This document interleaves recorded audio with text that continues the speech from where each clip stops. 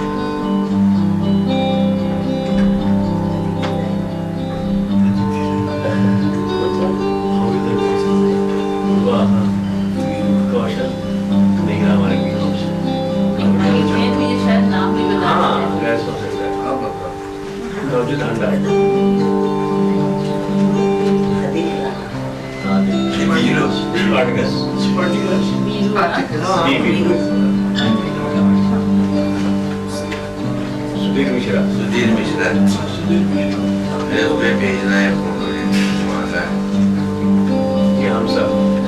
ये हम सब तो फ्रेंड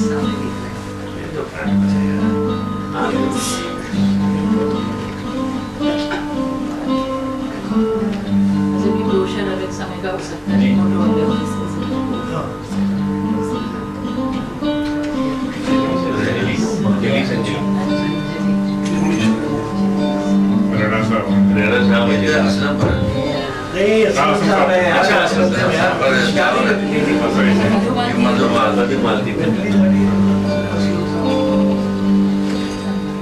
वगैरह खुशलानी मायाराव मनोहर खुशलानी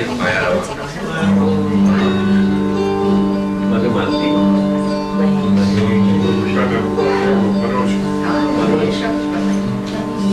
क्या रहते हैं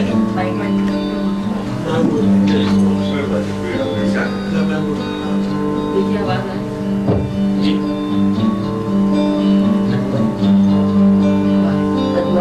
पद्मा राव अंजलि रैना, पद्मा अंजलि 10+2+3 और हम अवशेष थिएटर व्हील सिंपल से पोस्टर होते थे वैसे इनको छापने वाला नैया नहीं रहा दुनिया में।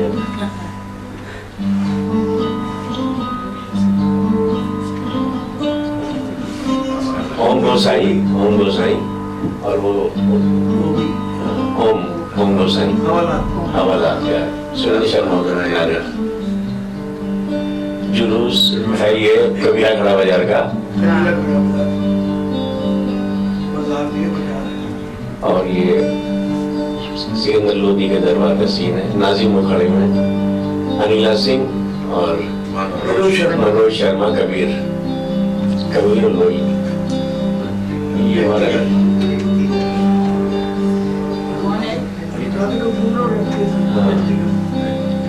कल पूछ रहे थे ना, what was that film? What was that play? करके ये पूछ रहा था इसलिए।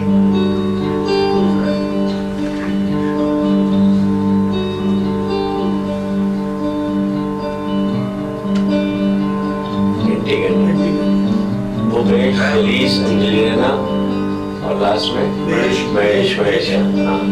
अरुण गुलसिया, एमके, अनीस। तेरी शादी नहीं किसी की नहीं हुई थी सर, वेद जी के अलावा किसी की नहीं हुई थी। मैं तो ग्रुप की शादी के बाद ज्वाइन किया।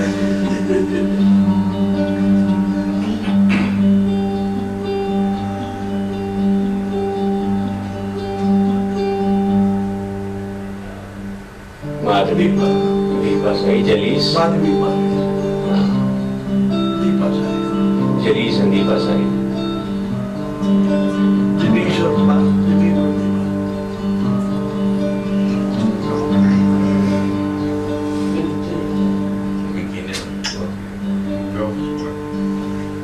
काव्य कुमार, वेद ढींगरा एंड वेद जी।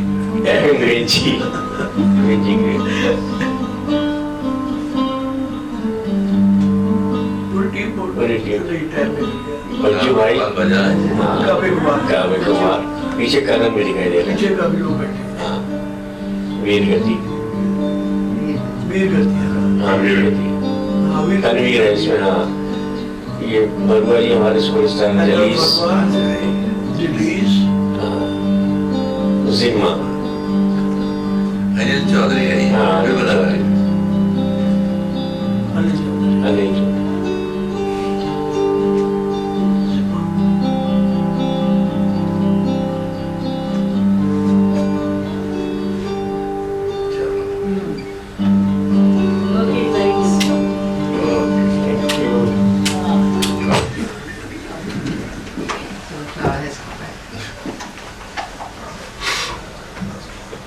अब श्री एम के रैना, श्री अनीस आजमी, वाणी सुवर्णा, वेद ढींगरा और जलीस एहसान।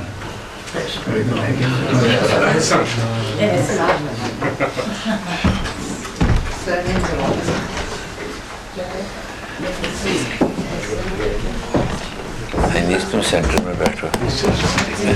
आपका ऐसा रवैया कोई शपथ नहीं। नहीं, ले लो। अच्छा ठीक है। नहीं। तो हम ही शुरू कर रहे हैं? जी सर। अरे वाह, क्या बात है। तो मैं चाहूँगा अनीस आप शुरू करिए।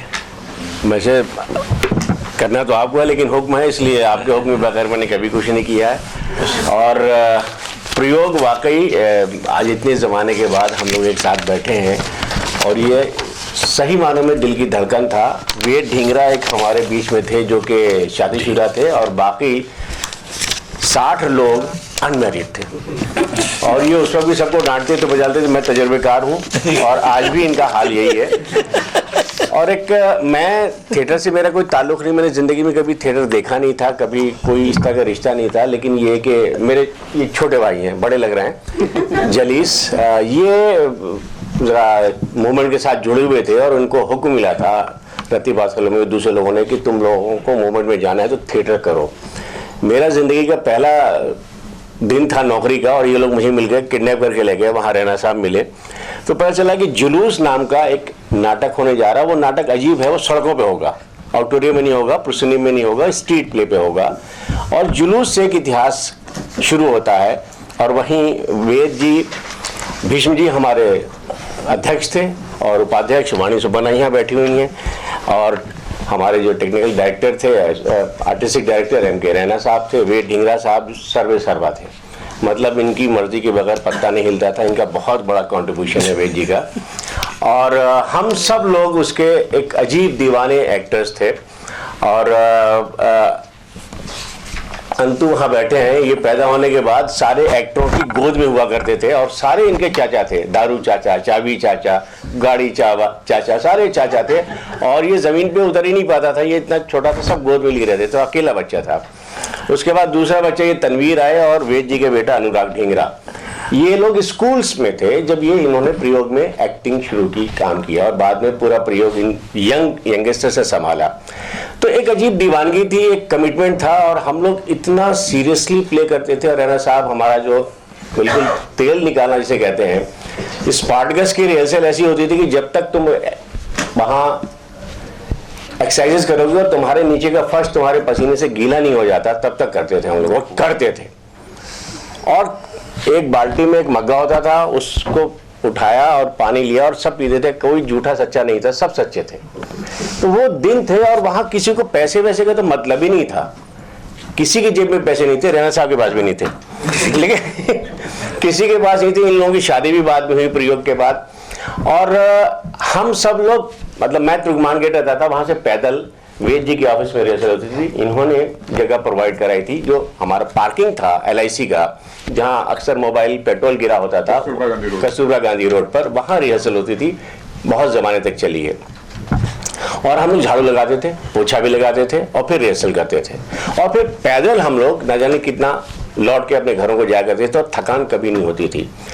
एक अजीब दीवानगी थी कि हम लोगों ने जब जुलूस किया तो रैना साहब को शायद ये बात याद है कि एक दिन में 3 जगह शोज हुए थे, 3 दिन 4-4 5-5 शोज, मतलब खड़े नहीं हो पाते थे, शाम को लगता था टूट जाएंगे।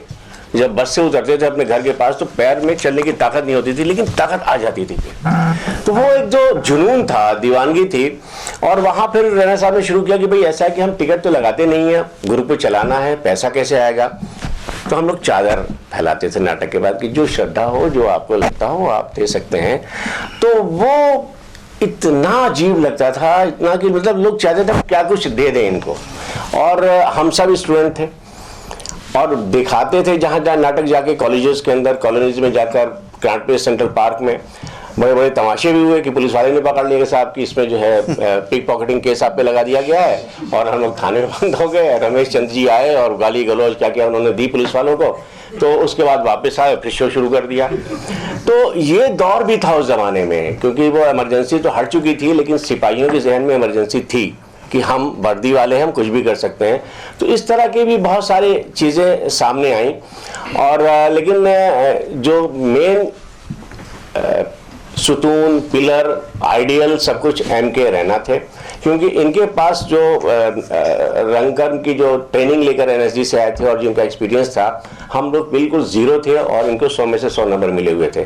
तो ज़ीरो के सामने 100 में से सब जब हो, तो जब कभी एक्टिंग करनी होती थी और ये स्क्रिप्ट लेकर आ जाते थे कि चलो इस सीन को मैं करूँगा, तो हम लोग की हालत खराब जाती थी, मतलब कि ये हमारे सामने ना पड़े। एक बार एक हमारा एक्टर था जिसका मदर का एक शाम के वक्त मर्डर हो गया और उसने कहा कि show must go on. Opening day of Kabir first performance मैं 5 बजे तो बोल दो जी जी निशा आप बोलिए। 5 बजे पहुंच गया थिएटर, 5-6 दिन रिहर्स किया था त्रिवेणी के थिएटर में। मैं तो वहाँ एक आदमी आया और कहने लगा कि सर आपके लिए एक मैसेज है। तो फोन आया, हाँ क्या मैसेज है? वो जो डोगरा है ना उसकी माँ का मर्डर हो गया। तो मुझे मजाक कर रहा है, तो मैंने थोड़ा डांटा भी, मैं बेवकूफ़ ही ऐसी बात नहीं सर ऐसा हुआ है। हाँ मैं बैठ गया, अब क्या होगा, शो करना है 6:30 बजे। तो बैठे रहे जब तक ये आया। मैंने कहा भाई ऐसा कहानी हो गई। तो पहला सब लोग हम लोग गए उनके घर, तो यही था इंडिया गेट के पास ही उनका घर था, मर्डर हुआ था, वो क्रिमेशन करके आए थे। वो क्या करते उस लड़के का, तो हम चले आए। तो अब देखेंगे, पब्लिक आ गए, हाउसफुल था। तो हमने कहा कि भाई प्ले कर। मैं कहा ठीक है मैं करता हूँ ये रोल।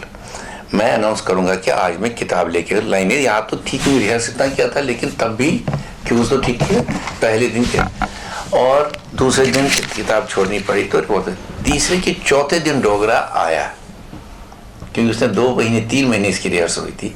मैं बैक स्टेज में बैठा हूँ, इंटरवल के बाद उसकी एंट्री थी। मैं बैठा था, मेरे बगल में बैठा, मैं उसके गले में हाथ वैसे बेचारा था। तो जब ये इंटरवल शुरू हो, ड्रामा शुरू हो गया, तो मैं उसकी थोड़ी सी देखा कि परेशानी में कर मन करता है करने का। कहता हाँ। मैं कहा जाओ। और then he started doing the play. That is the story. तो बहुत बार प्रयोग में ये होता था कि बहुत यंगस्टर्स आते थे जिनका कोई एक्सपीरियंस नहीं था। हम में से किसी का कोई एक्सपीरियंस नहीं था। हम लोग जो है वेद जी तो थोड़ा थिएटर से जुड़े हुए थे, LIC में चूंकि कल्चर विंग ये देखते थे, तो इनको NSD में सब लोग जानते थे, NSD के बाहर भी जानते थे। हम लोग अजनबी थे सब के सब। और यहाँ आके जो NSD से पास आउट होकर हमारे ग्रुप में आते थे करने के लिए, उसमें काफ़ी लोग आए। संजीव दीक्षित आए, केमू आए, बहुत सारे लोग आए। अंकुर जी तो जब लखनऊ से दिल्ली आए थे तो इन्होंने हमारे साथ एक नाटक किया था, जो बहुत अच्छे एक्सपीरियंस हमारे रहे हैं। इस तरह से बहुत से लोग जुड़े थे, लेकिन एक्टर्स के लेवल पर कोई एक्सपीरियंस। अंजू का था क्योंकि कानपुर में थिएटर करती थी, कानपुर में इनका काफ़ी एक्टिव थिएटर ग्रुप रहा है। इनकी मदर चूँकि काफ़ी ज़्यादा एक्टिव थी और म्यूजिक में और संगीत में और रंगमंच में। ज्ञानदेव अग्निहोत्री का जो ग्रुप था ना, नाट्य भारती, उनके ये लोग थे। और रैना साहब वर्कशॉप लेने गए थे, मेरे ख्याल से वो मुलाकात हुई और आज तक मुलाकात का सिलसिला जारी है इनका। अंजू शाम्भी दोनों बहनें, और दोनों ने बहुत जम के थिएटर किया, बहुत अहम थिएटर किया इन्होंने। और रैना साहब वर्कशॉप लेने ना गए होते तो पता नहीं क्या होता, लेकिन कहानी को बनना था, एक सिरे से दूसरे सिरे को मिलना था। तो एक वर्कशॉप इनकी कानपुर की बड़ी करामत सिद्ध हुई।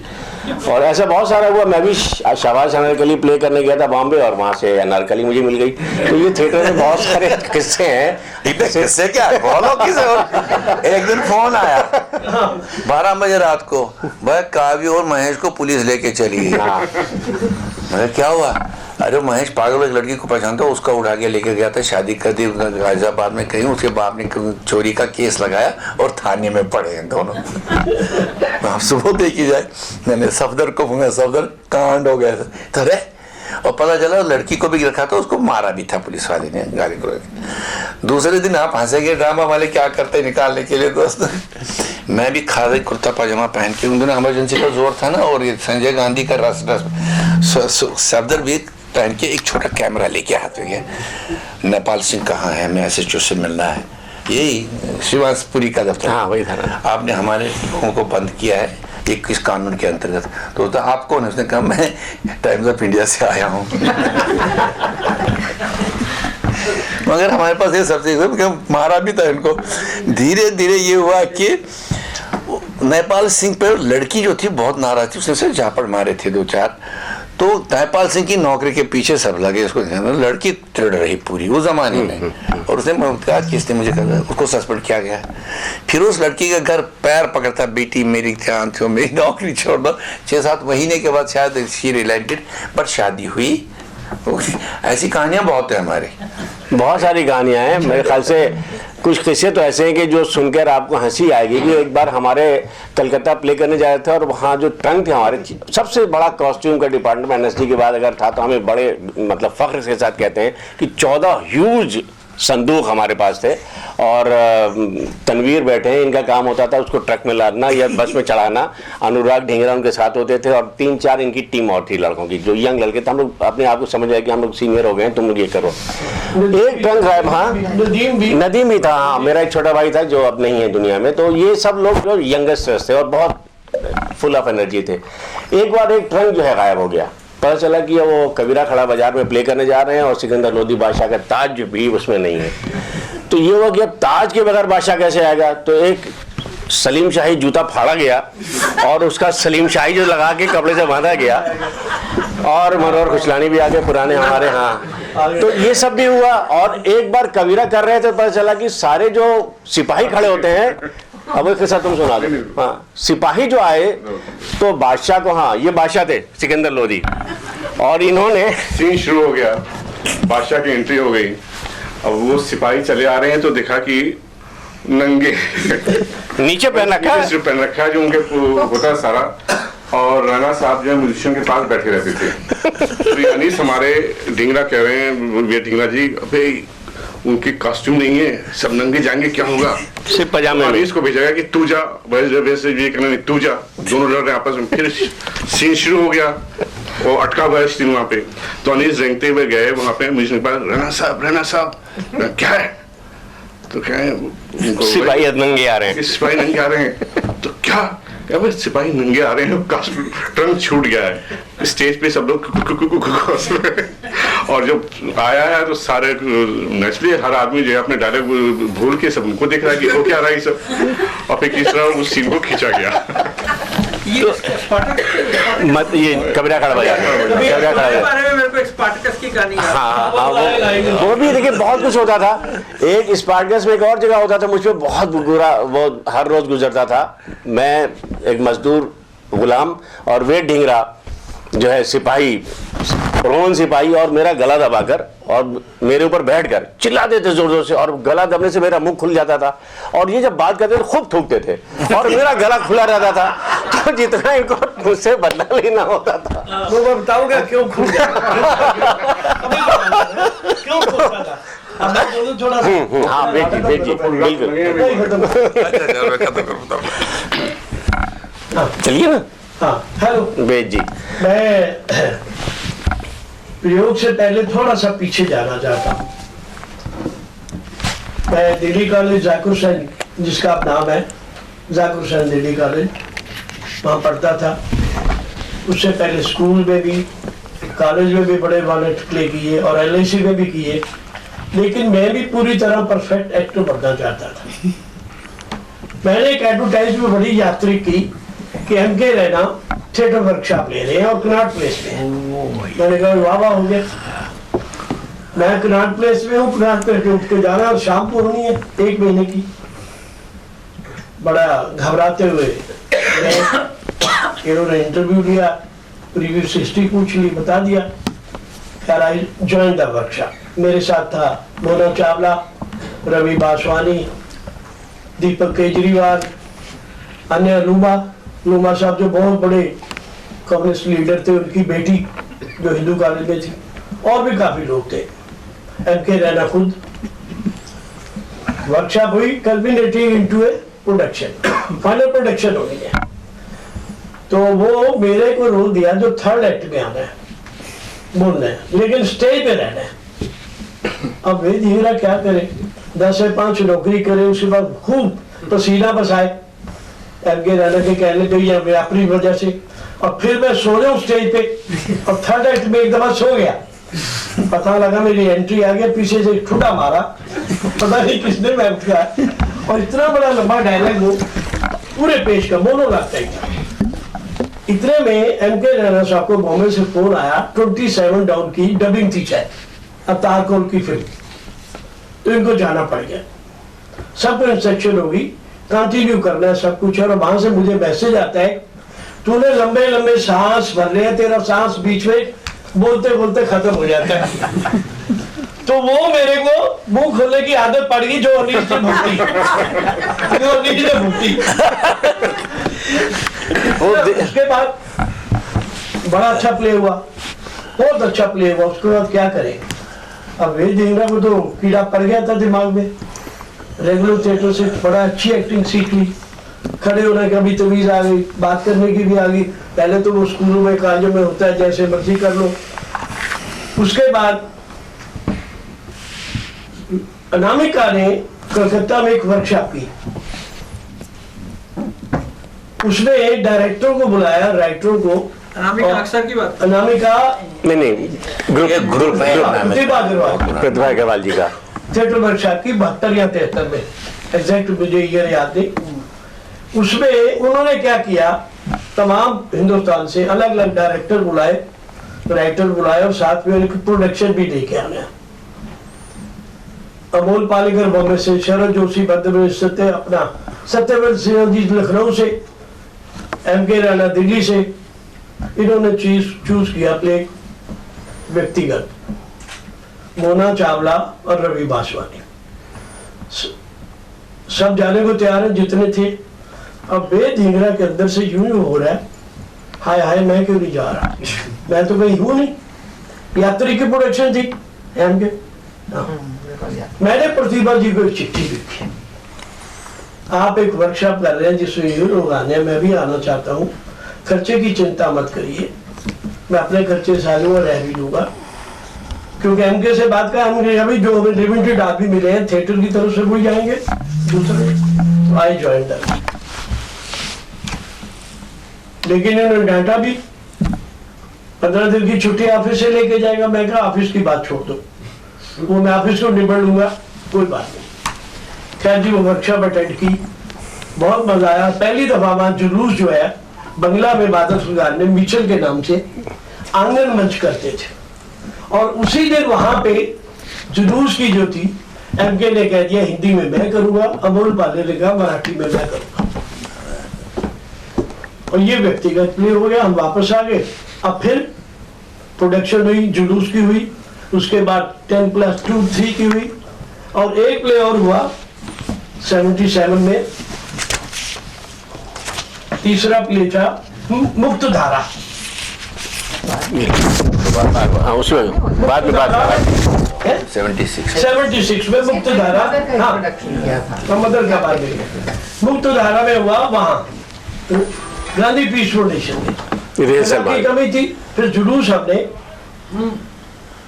अब LIC में मैं नौकरी करता था, 10 से 5 जगह नहीं थी, तो पीछे हमारी 5 बजे जो पार्किंग है कारों की वो चली जाती, जो अनीश ने जिक्र किया है वो हमने ले ली। लेकिन कंडीशन लगा दी LIC ने, मेरे पास एक अफसर आए अभी LIC के, हमारे पास कमरा भी फर्स्ट फ्लोर था, अभी भी मेरे पास है, 18 साल हो गए रिटायर होने के। अभी भी सामान पड़ा, प्रयोग के कम से कम 100 स्क्रिप्ट पड़े होंगे, जुलूस के और किताबें, थिएटर सर्विस, कुछ सामान अभी भी पड़ा है। मैंने कहा था भाई मैं मुंबई से आया, वापस जाना निकालना, प्रयोग को जो दूं, तो एमके से एक दफा बात हुई, इसने कहा नहीं तुम नेशनल स्कूल ड्रामा में दे दो जो अनप्रिंटेड है, उसमें 10+2 3 उसमें बांझ उनका गैरमा, उसमें और भी बड़े प्ले तो स्क्रिप्ट है। तो वो मेरी अब कोशिश है, वो जहां भी जिसको भी दूं या जैसे एमके कहेगा, क्योंकि हमारे तो गुरु जी ये हैं, हम इन्हीं से सीखा है रंगमंच, और हम किसी को जानते ही नहीं। मैंने क्या सीखा, मेरे बेटे ने सीखा, मेरे बेटे ने क्या सीखा, रीजी के चारों भाइयों ने सीखा। तो हम सारे एक किस्म फैमिली थे। और अभी जैसे रीजी बताया कि आई वाज ओनली मैरिड, और 2 बच्चे भी, मिसेज भी सर्विस करती है, घर भी देखना, सबसे बड़ा घर में 6 भाई 2 बहनें, छोटी सी जगह। विषम सानी जी के बाई चांस बरसाती खाली होती तो वहां पर पढ़ता था, पास रहते थे। मेरे प्रोफेसर भी थे जाकिर हुसैन कॉलेज में। तो ये सिलसिला होते होते बात आई 78 में जाके, यार उनके ग्रुप को बनाया जाए और उसको ग्रुप का नाम रखा गया, रजिस्टर करवाया गया, कोई स्पॉन्सरशिप आना शुरू हो गई स्पार्टिकस की भी, और मेरे ख्याल में मैक्सिमम भवन कलकत्ता से हम इनकी नहीं, प्रयोग की नहीं था, 78 मुझे याद है, क्योंकि रजिस्ट्रेशन करवाने में गया था। वो 50 रुपए फीस थी और 500 रुपए रिश्वत थी दोनों गवर्नमेंट में। तो सारा इस तरह से प्रयोग की रजिस्ट्रेशन हुई। ये सब सिलसिला चलता रहा, चल रहा है अभी भी।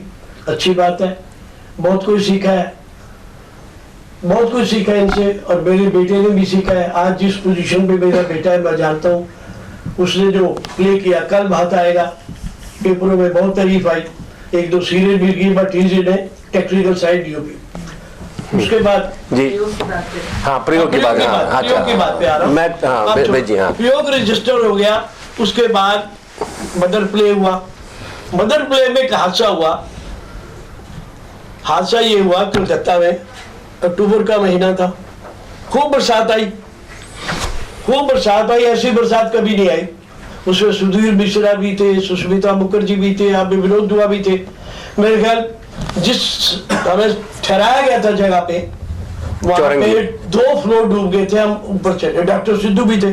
चौरंगी लेन मैक्सिमम भवन से मैं, अनीस और एमके आ रहे हैं, और मेरे हाथ में ब्रीफ केस होता था, पैसों वाला ब्रीफ केस।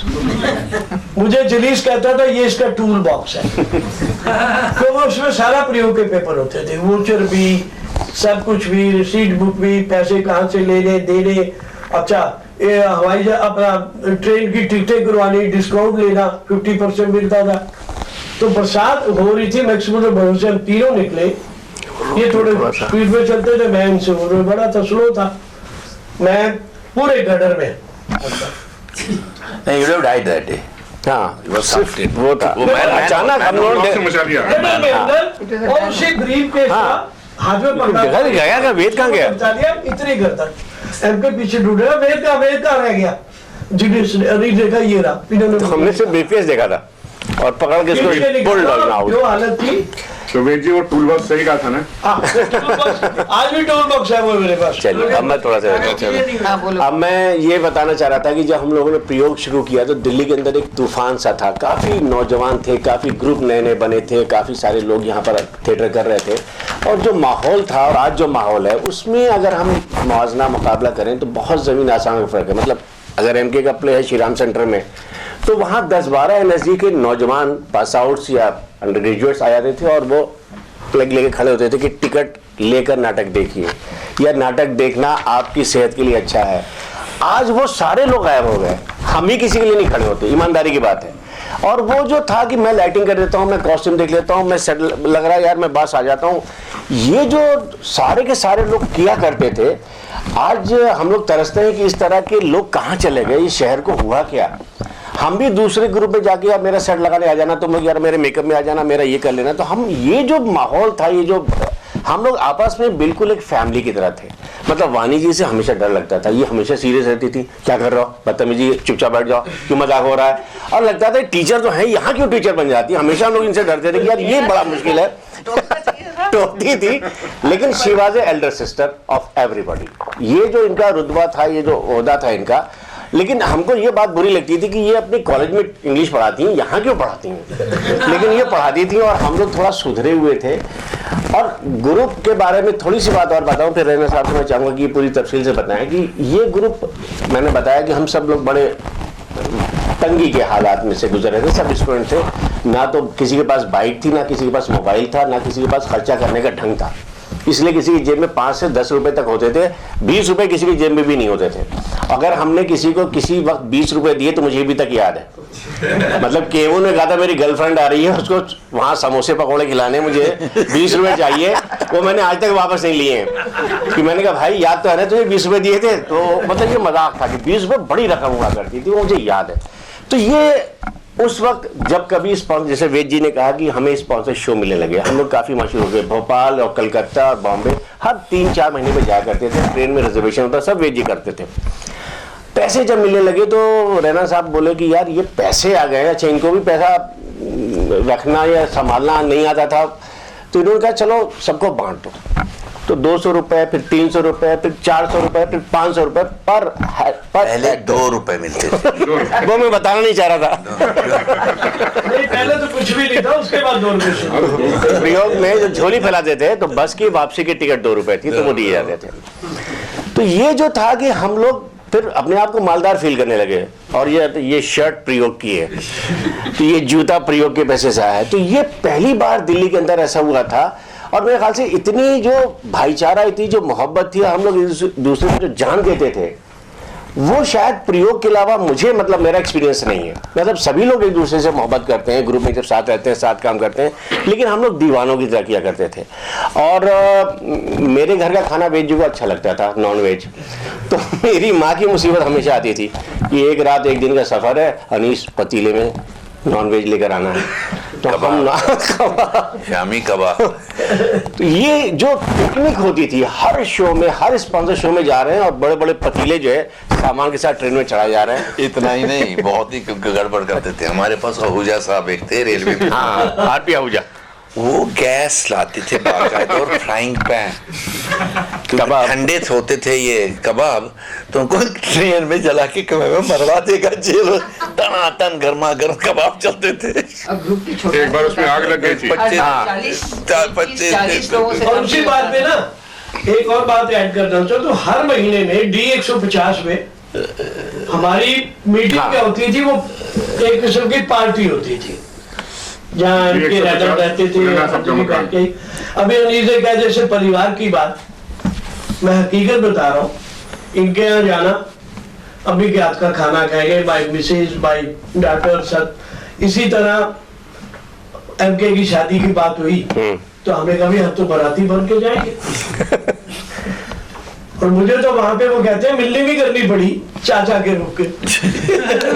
उधर बंसी कौन मेरे सामने, हम जब भी डाले तो पूरा परिवार। अच्छा, ये तो अब तुम लोगों ने बड़ी पोल अपनी खोल दी ज्यादा ही। अब आपको अब जलीस चिपन कर थोड़ा, तू तो पॉलिटिकल एक्टर था ना हमारा। छोटी सी बात हो रहा है, मुझे याद आ गई, 10+2+3 प्ले था दिल्ली यूनिवर्सिटी में, एमके ने डायरेक्ट कर दिया, हो गया खत्म। शामली, अंजू और वीरेंद्र सक्सेना, हंसराय कॉलेज में शो था, मैंने ऑर्डर करवाया, कैसे भी श्रीराम कॉलेज में हो चुका था। मुझे अपने दफ्तर में सिंडिकेट बैंक से कुछ पैसे लेने थे, तो मेरे पास वीरू आ गया। मैंने तो गया क्यों नहीं यार, कहता नहीं मैं आपके साथ ही जाऊंगा ऑटो पे। अब जो मेन तीसरा कैरेक्टर है वो पहुंच ही नहीं रहा। ऑटो पे बैठे, ट्रैफिक जाम, वहां पर टेलीफोन पे टेलीफोन, और मैं वीरू को गाली दे रही है, वो मुंह नीचे करा हुआ है। मैंने तो बर्बाद है। तो वो एक इंसिडेंट भी हुआ हमारे साथ। इसी तरह अपना मोर्चा था अंकुर जी का प्ले, ये कहने लगे मैं तो सुबह 7 साढ़े 7 बजे रिहर्सल करूंगा और रुद्रा भवन के लाल पे होगी।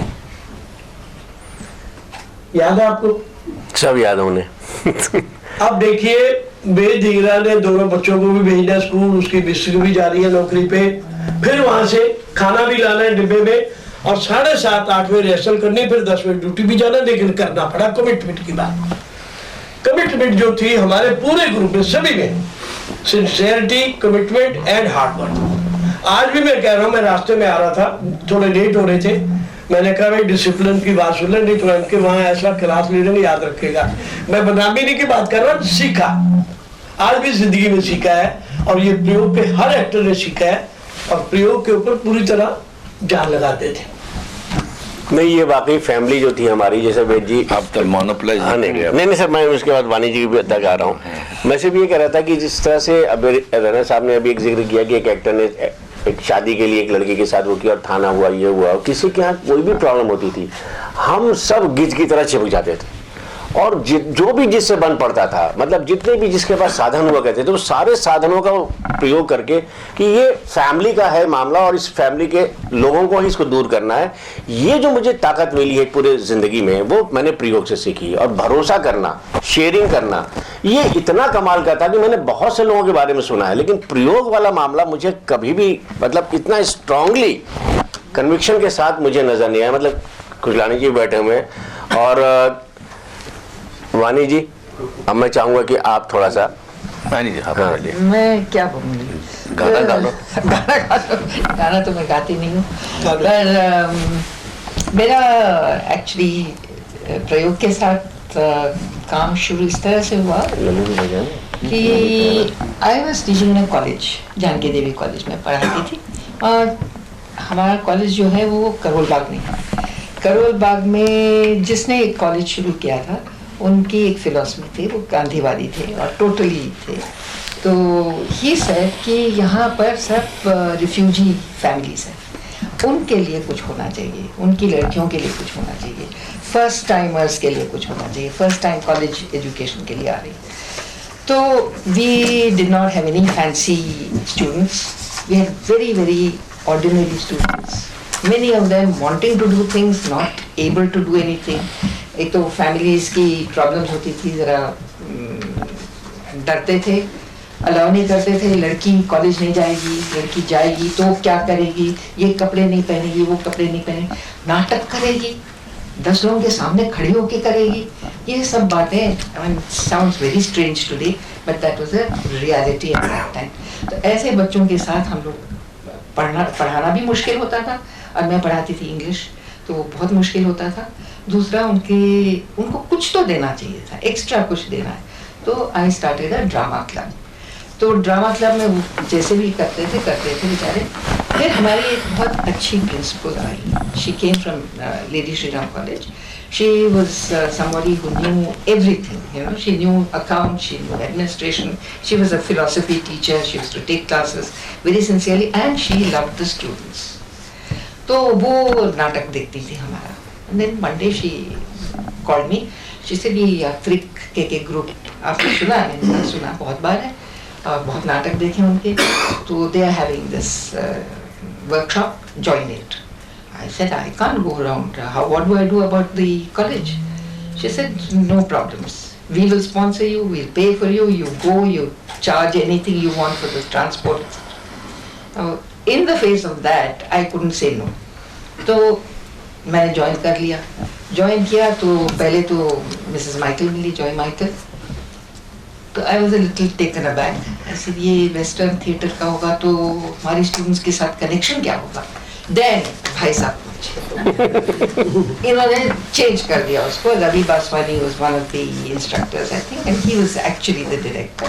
He changed the entire my perspective on theatre, and we did Mother as a workshop production, which was again totally different kind of a play.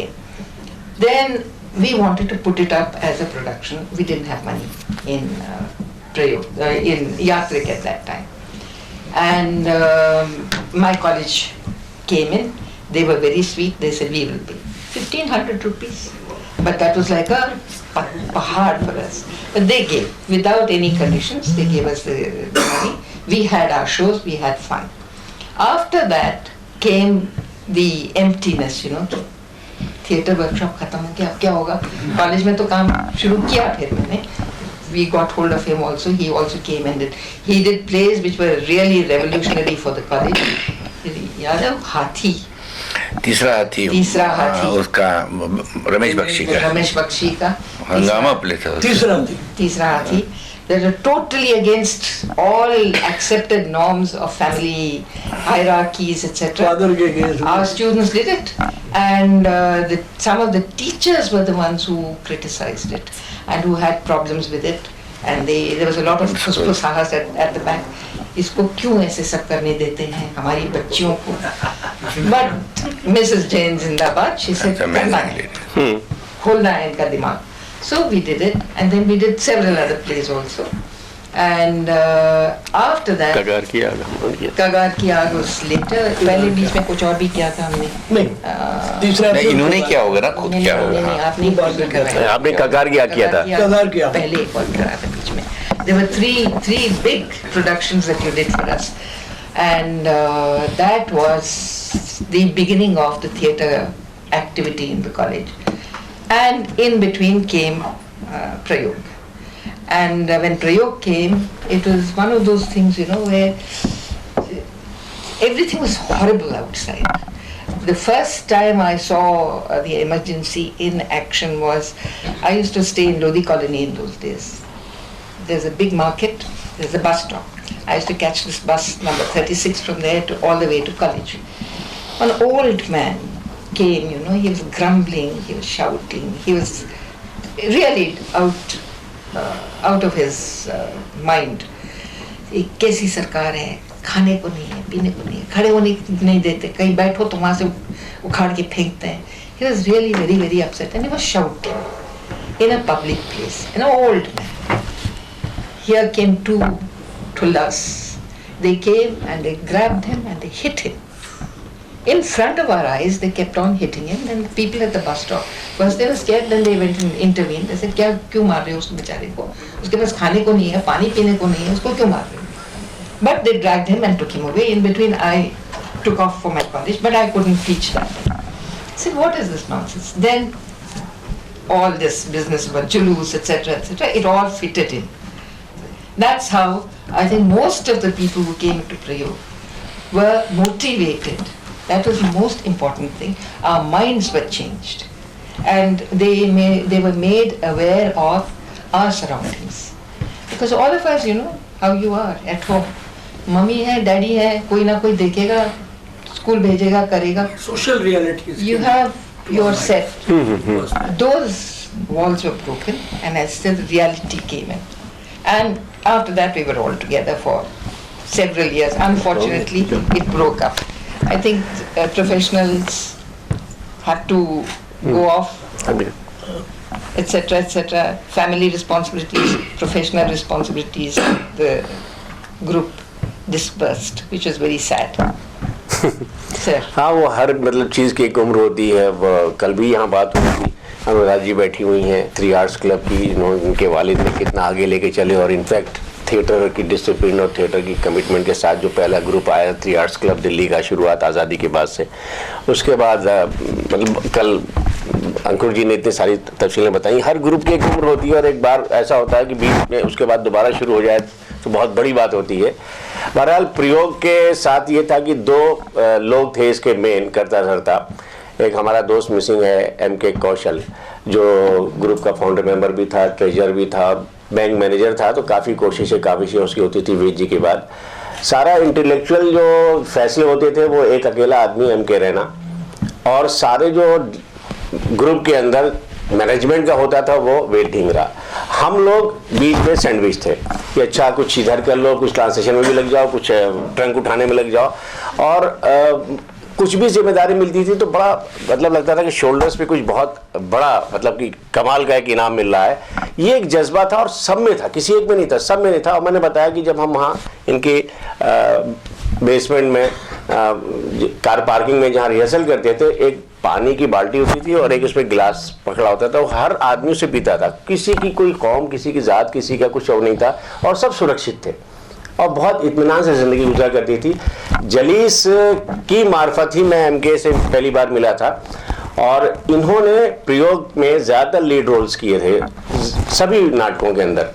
तो मैं चाहूँगा कि जलीस भी कुछ शेयर करें अपने एक्सपीरियंस को. मेरे लिए आज बहुत मुश्किल काम है, और इस वजह से कि मैं आपको सही बताऊं कि कभी मैं स्टेज पे नहीं बैठा. थिएटर बहुत किया स्टेज के ऊपर, और माइक पे कभी बोला नहीं. मेरे लिए सबसे मुश्किल काम है. और मुझे आज याद आ रहा है जब मनीष ने कहा और रैना साहब ने कहा कि तुम थोड़ा सा बोलोगे भी, तो मैं काँप रहा था कि मैं कैसे बोलूँगा. 43 साल पहले की जब मुझे बात याद आ गई, उस वक्त मैं फर्स्ट ईयर में था, दाखिला लिया था, इमरजेंसी लगी थी, बहुत गुस्सा था, बहुत ज़्यादा गुस्सा था। उसके खिलाफ हम लोग काम करते थे अंडरग्राउंड। मैं एक अंडरग्राउंड कम्युनिस्ट मूवमेंट से जुड़ा भी रहा हूँ, तो उसके तहत हम लोग काम करते थे। पूरी रात छत पे हम लोग कॉलेज के लेटे रहते थे, गर्मी में सर्दी में, और रात के 2 बजे 3 बजे हम लोग वहाँ से उतरते थे और एमएनसी के खिलाफ पोस्टर लगाते थे, सब करते थे। मैं इसलिए बता रहा हूँ कि रैना साहब के साथ जुड़ने का एक वजह क्या रही कि एक सामाजिक सरोकार जो चीज़ें होती हैं कि सिर्फ नाटक के लिए नहीं, बल्कि उसे मकसद भी होना चाहिए, मतलब भी होना चाहिए। इस वजह से हम लोग रैना साहब के पास आए। तो उस वक्त मैं बता रहा हूँ 43 साल की बात ये कि जब हम कर रहे थे तो एक लड़की थी, आप सब लोग शायद जानते होंगे, माला नाम उसका, माला श्री रॉय, जननाट्य मंच। हाँ। वो मेरे पास आई और कहेंगी तुम थिएटर करोगे? तो मैंने कहा यार मैं तो कर ही नहीं सकता, मैं कभी स्टेज पे गया ही नहीं, मैं बहुत शाय हूँ, मैं नहीं जा सकता।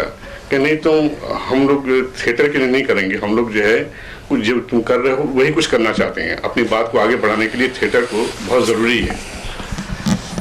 तो मैं 1-2 दिन मना किया, फिर 1 दिन बाद फिर वो आई एक दोस्त के साथ, फिर उसने कहा तो मैंने हाँ भर दी। तो उसके बाद हम लोग एक किमलिशन नाम का नाटक था वो किया, जाके मजदूर बस्तियों में इधर जाके करते थे, तो काफ़ी कामयाब रहा। हमारे साथ श्रीलता एक NSD की थी और रति बार्थलोमियो वो भी हमारे साथ थी। तो उन्होंने कहा कि नहीं अब हमको जो है सिर्फ और ट्रेन होना पड़ेगा, हम लोग बहुत कच्चे हैं। और फिर श्रीलता ने कहा कि MK रैना जो है आजकल एक नाटक कर रहे हैं जुलूस, उनको लड़कों की ज़रूरत है, तुम वहाँ चले जाओ, श्री राम सेंटर में वो रिहर्सल हो रही है। तो मैं रैना साहब के पास आया, मैंने कहा मैं करना चाहता हूँ। तो कहेंगे आ जा, ले लाइन पढ़। तो पढ़े कहेंगे चल कल से रिहर्सल पे आ जा। मेरे भाई अनीस बड़े हैं, वो वहीं पे उर्दू घर में एकदम श्री राम सेंटर के पास ही, 1 दिन पहले ही सर्विस मिली थी। तो मैंने कहा आ जाया करो, वहाँ रिहर्सल होती है। ये आ गए तो वही जैसे अनीस ने बताया कि एक्टर आते जाते रहते थे, तो फिर अनीस को कहा तू पढ़, तो अनीस भी लाइन पढ़े, इनको भी लगा दिया। मेरे छोटे भाई बैठे हैं तनवीर, फिर ये भी हमारे साथ जुड़े, इनसे बड़े हैं नदीम, रहे नहीं वो, हम चारों भाई थिएटर से जुड़ गए थे। और फिर रैना साहब का ये था कि एक ज़माने में जब हमारे फेस्टिवल होते थे प्रयोग के, तो प्रयोग फेस्टिवल हम लोग कलकत्ता या बॉम्बे जाते थे पृथ्वी थिएटर में, तो 4-4, 5-5 प्ले लेके जाते थे। तो उसमें सुबह शाम दोनों टाइम रिहर्सल होती थी। हम चारों भाई जो है तुर्कमान के रहते थे, वहाँ से सुबह एक रिहर्सल होती थी 6 बजे रविंद्र भवन में, वहाँ पैदल जाना और पैदल आना। वहाँ से चारों भाई इतने खुश होते थे कि क्या अचीव कर लिया। और शाम को 5 बजे निकलते थे, फिर LIC वेद जी के यहाँ जो है कस्तूरबा गांधी मार्ग में, वहाँ रिहर्सल करते थे। और फिर जब जिन दिनों नाटक नहीं होता था रैना साहब कहते थे बहुत बुरे दिन थे वो। कुछ समझ नहीं आ रहा है, मतलब इतना ज्यादा वो खून में रंग में बस गया था कि वाकई बहुत होता था। तो उसके साथ ये था कि हम सब जुड़ते चले गए। इसमें बहुत सारी मजेदार बातें भी हैं, रैना साहब के बारे में भी है। हर रिहर्सल में होता था ये, रैना साहब मीडिया में भी जानते थे, यंग एंग्री मैन के नाम से इनको कहा जाता था। तो यंग एंग्री मैन का रूप तो आप लोगों ने देखा नहीं, हमने हमेशा देखा। बहुत डांट खाई है हर रिहर्सल में। डांट तो नहीं खाते थे, जितना प्यार से रखते थे वो प्यार वाली डांटते थे। लेकिन एक बार जरूर ऐसा होता था फिर एक किसी नए प्ले में कि अचानक बस करते थे और कुछ भी बोलते थे, कुछ भी लैंग्वेज इस्तेमाल करते और छोड़ के चले जाते थे। अब सन्नाटे में हम लोग बैठे रहते थे कि अब क्या होगा, रैना साहब का बस जाए कैसे, ये छोड़ के चले जाते थे। तुम्हारी है तुम्हारी वो, अब चलिए। हम लोग बैठे हुए तो ना वेद जी की जिम्मेदारी पड़े ना किस पड़े, अनीस साहब को ये जिम्मेदारी 1 दिन बाद 2 दिन बाद कि अनीस जाके मना के लाओ। तो इन्हीं के बस का था जो इनको मना के लाते थे। फिर आते तो ये भी कुछ शर्माए भी आते थे, हम भी शर्माए रहते थे और फिर से रिहर्सल शुरू होती थी। लेकिन एक बार ऐसा जरूर होता था।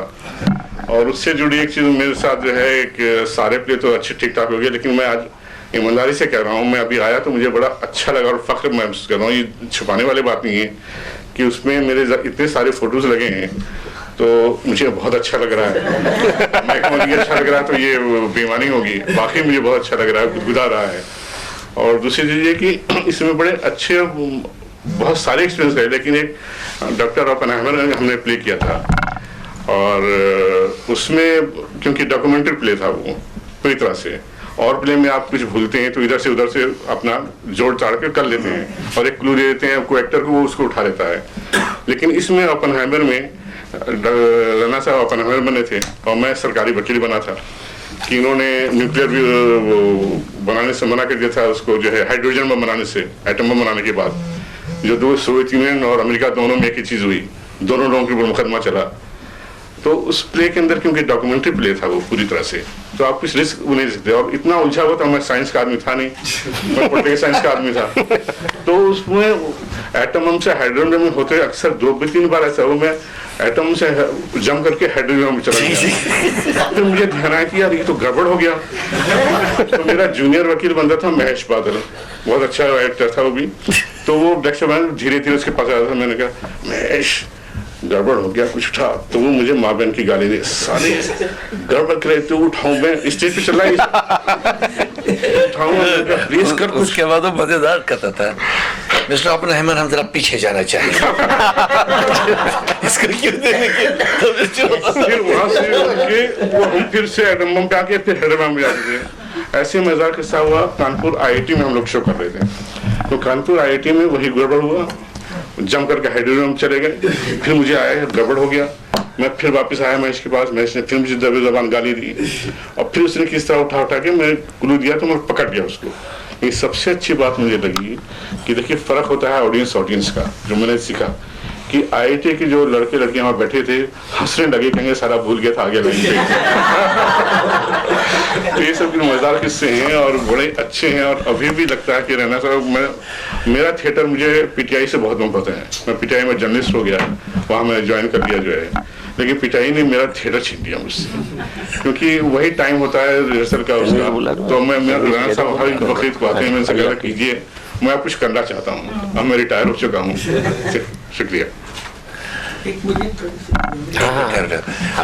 सबसे छोटा जो था उस वक्त था सारे पे, वो था तनवीर। इस बेचारे पे बहुत काम है। मतलब बैक स्टेज, मतलब आप बिलीव नहीं करें, उसमें खड्डियां बनानी थी।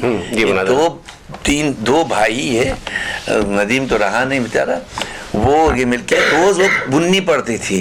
3 घंटे लगते, इसका कोई जुगाड़ निकालो, फिर निकाला जुगाड़ के बाद साड़ी में इसी ने निकाला, उसको लपेटो ऐसा कि वो उलझ ना जाए। मैं चाहूंगा कुछ तुम अपने जरा बचपन के अनुभव माइक दे देंगे। यहाँ जाना, यहाँ हाँ यहाँ है माइक। मतलब प्रयोग के शुरू के दिनों से अंत तक तनवीर जुड़ा रहा है। मेरा नाम तनवीर हसन है। तनवीर हसन मेरा नाम है और मेरी भी पैदाइश मिर्ज़ा गालिब की तरह पुरानी दिल्ली की पेचीदा दलीलों सी गलियों में हुई। वहाँ थिएटर का स्कोप तो ज्यादा नहीं था, लेकिन ड्रामे का बहुत ज्यादा था। क्योंकि जो पतंगबाजी की, कबूतरबाजी की आवाजें थी, वो ड्रामा नहीं तो और क्या था। और वहाँ के जो फल बेचने वाले थे, जिस अंदाज में फल बेचते थे, तो वो वाकई एक फन था, एक आर्ट था। जैसे एक हमारे घर के सामने एक सिंघाड़ा बेचने वाले रहते थे, भाई पठान। वो कहते थे कि 8 आने पौवा सिंघाड़ा हरा और लगा दिए हैं शमशी तालाब के दूधिया। तो ये एक आर्ट था।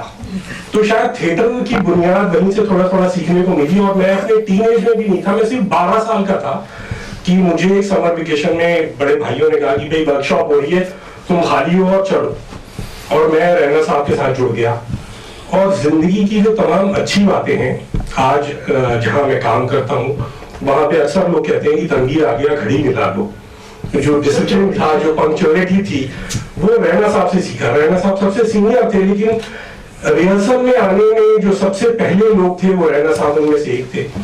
और LIC की पार्किंग का जिक्र बार बार हुआ कि हम लोग वहाँ पे रिहर्सल किया करते थे। तो कबीरा खड़ा बाजार की रिहर्सल थी और पहले दिन जो एक चीज मैंने देखी कि हम 4, 5, 10, 12 लोग जमा हुए और 10-15 मिनट बाद जब ये हुआ कि सारे कार्स तो हुआ नहीं करती थी, स्कूटर्स, बाइक हुआ करती थी, जब सब निकल गई तो रैना साहब अचानक बड़े एक लंबा सा झाड़ू पड़ा था, इन्होंने उठाया और झाड़ू लगाना शुरू कर दिया। हम सब लोग इनके पीछे भागे, अरे रैना साहब हम लगाते हैं। उन्होंने कहा नहीं, आज मैंने झाड़ू उठा लिया, मैं लगाऊंगा, कल तुम लोग लगाना। तो वहां से सीखा कि कोई काम छोटा नहीं होता, डिसिप्लिन क्या होता है और इंसानी वैल्यूज क्या होती हैं। क्योंकि जैसा कि सारे जिक्र पहले हो चुके हैं, मेरे पास कहने को ज्यादा नहीं है। यंग एंग्री मैन थे। एक बार श्री राम सेंटर में हम लोग प्ले करके अपना रात को 9, साढ़े 9 बजे थे और हम लोग अपने घर जा रहे थे। 10-12 कदम आगे चल चुके थे तो अचानक इनके चिल्लाने की आवाजें आई। जबरदस्त तरीके से चिल्ला रहे थे, ये वो। तो हम लोग वापस दौड़ के आए कि क्या हो गया, क्या हो गया।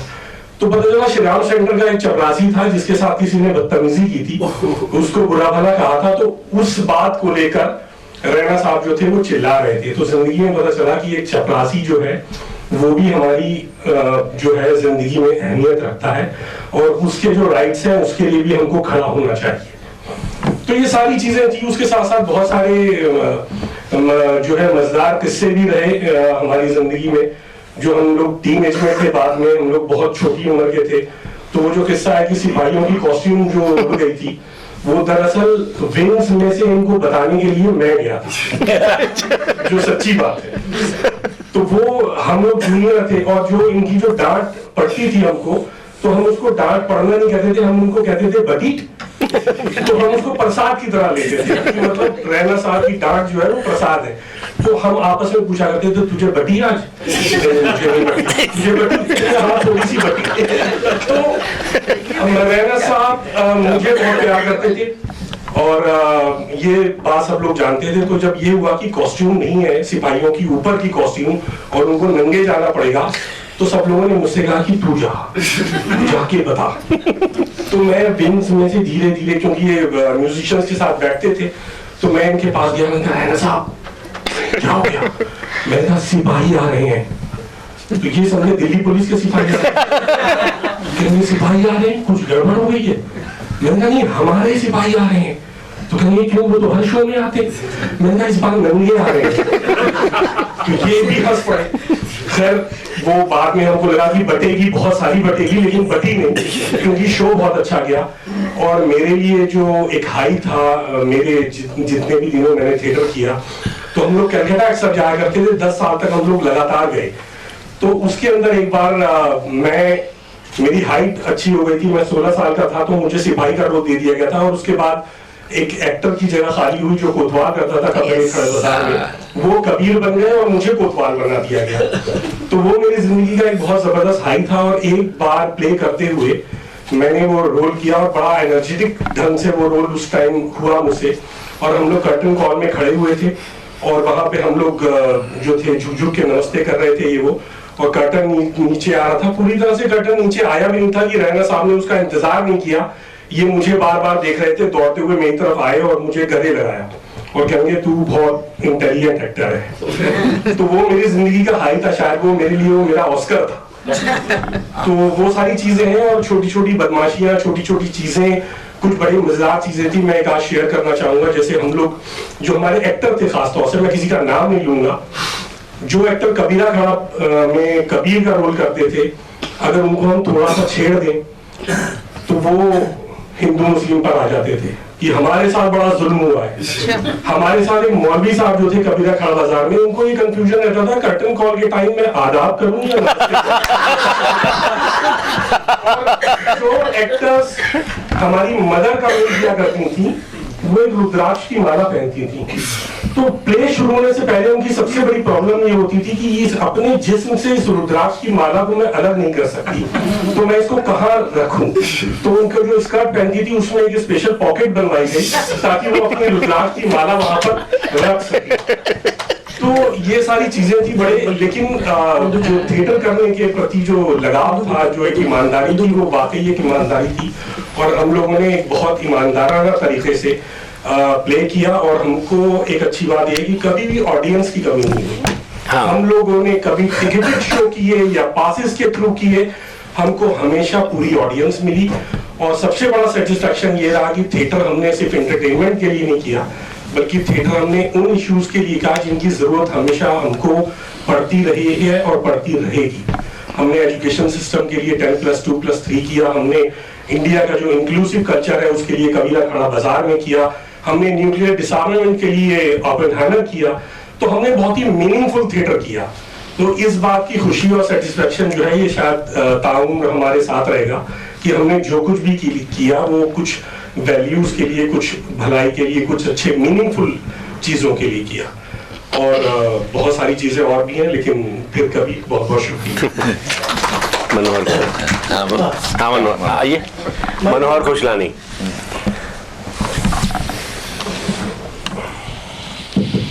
अच्छा, these was one of the most beautiful days that हम प्रयोग के साथ जब काम किया था। और रैना की जो एनर्जी है, you know, that was a great source of inspiration and also great source of, he helped to transfer his anger against the social structure of that time into our hearts also. So that was a very amazing experience. And I came in touch with Prayog because we were working with Badal Sarkar. He did a workshop with us and we created a group called Workshop Theatre. And through Workshop Theatre, we were trying to find direction and all that.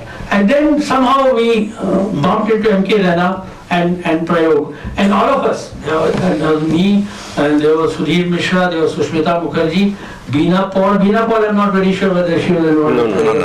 Beena Paul, Anil Mehta, these people were not but 3-4 of us. Sudhanshu Mishra was also there.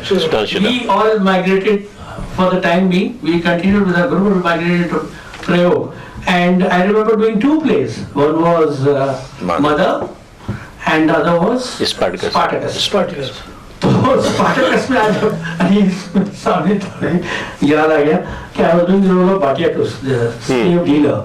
And एक scene था कि जहाँ बाटियाटुस एक गोरे और काले को आपस में लड़ाता है.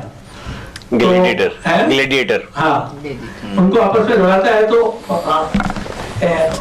the moment he does that, one of the people sitting on stage was supposed to come to me and say, ये क्या कर रहे हो मालिक, गोरे और काले को लड़ा रहे हो. अब वो आया ही नहीं.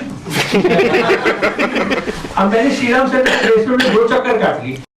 मैंने कहा आप लोग समझेंगे कि भूल मैं गया हूँ जब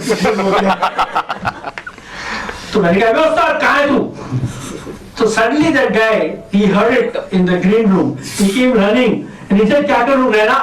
He was talking to M.K. Rana. Forgot his name.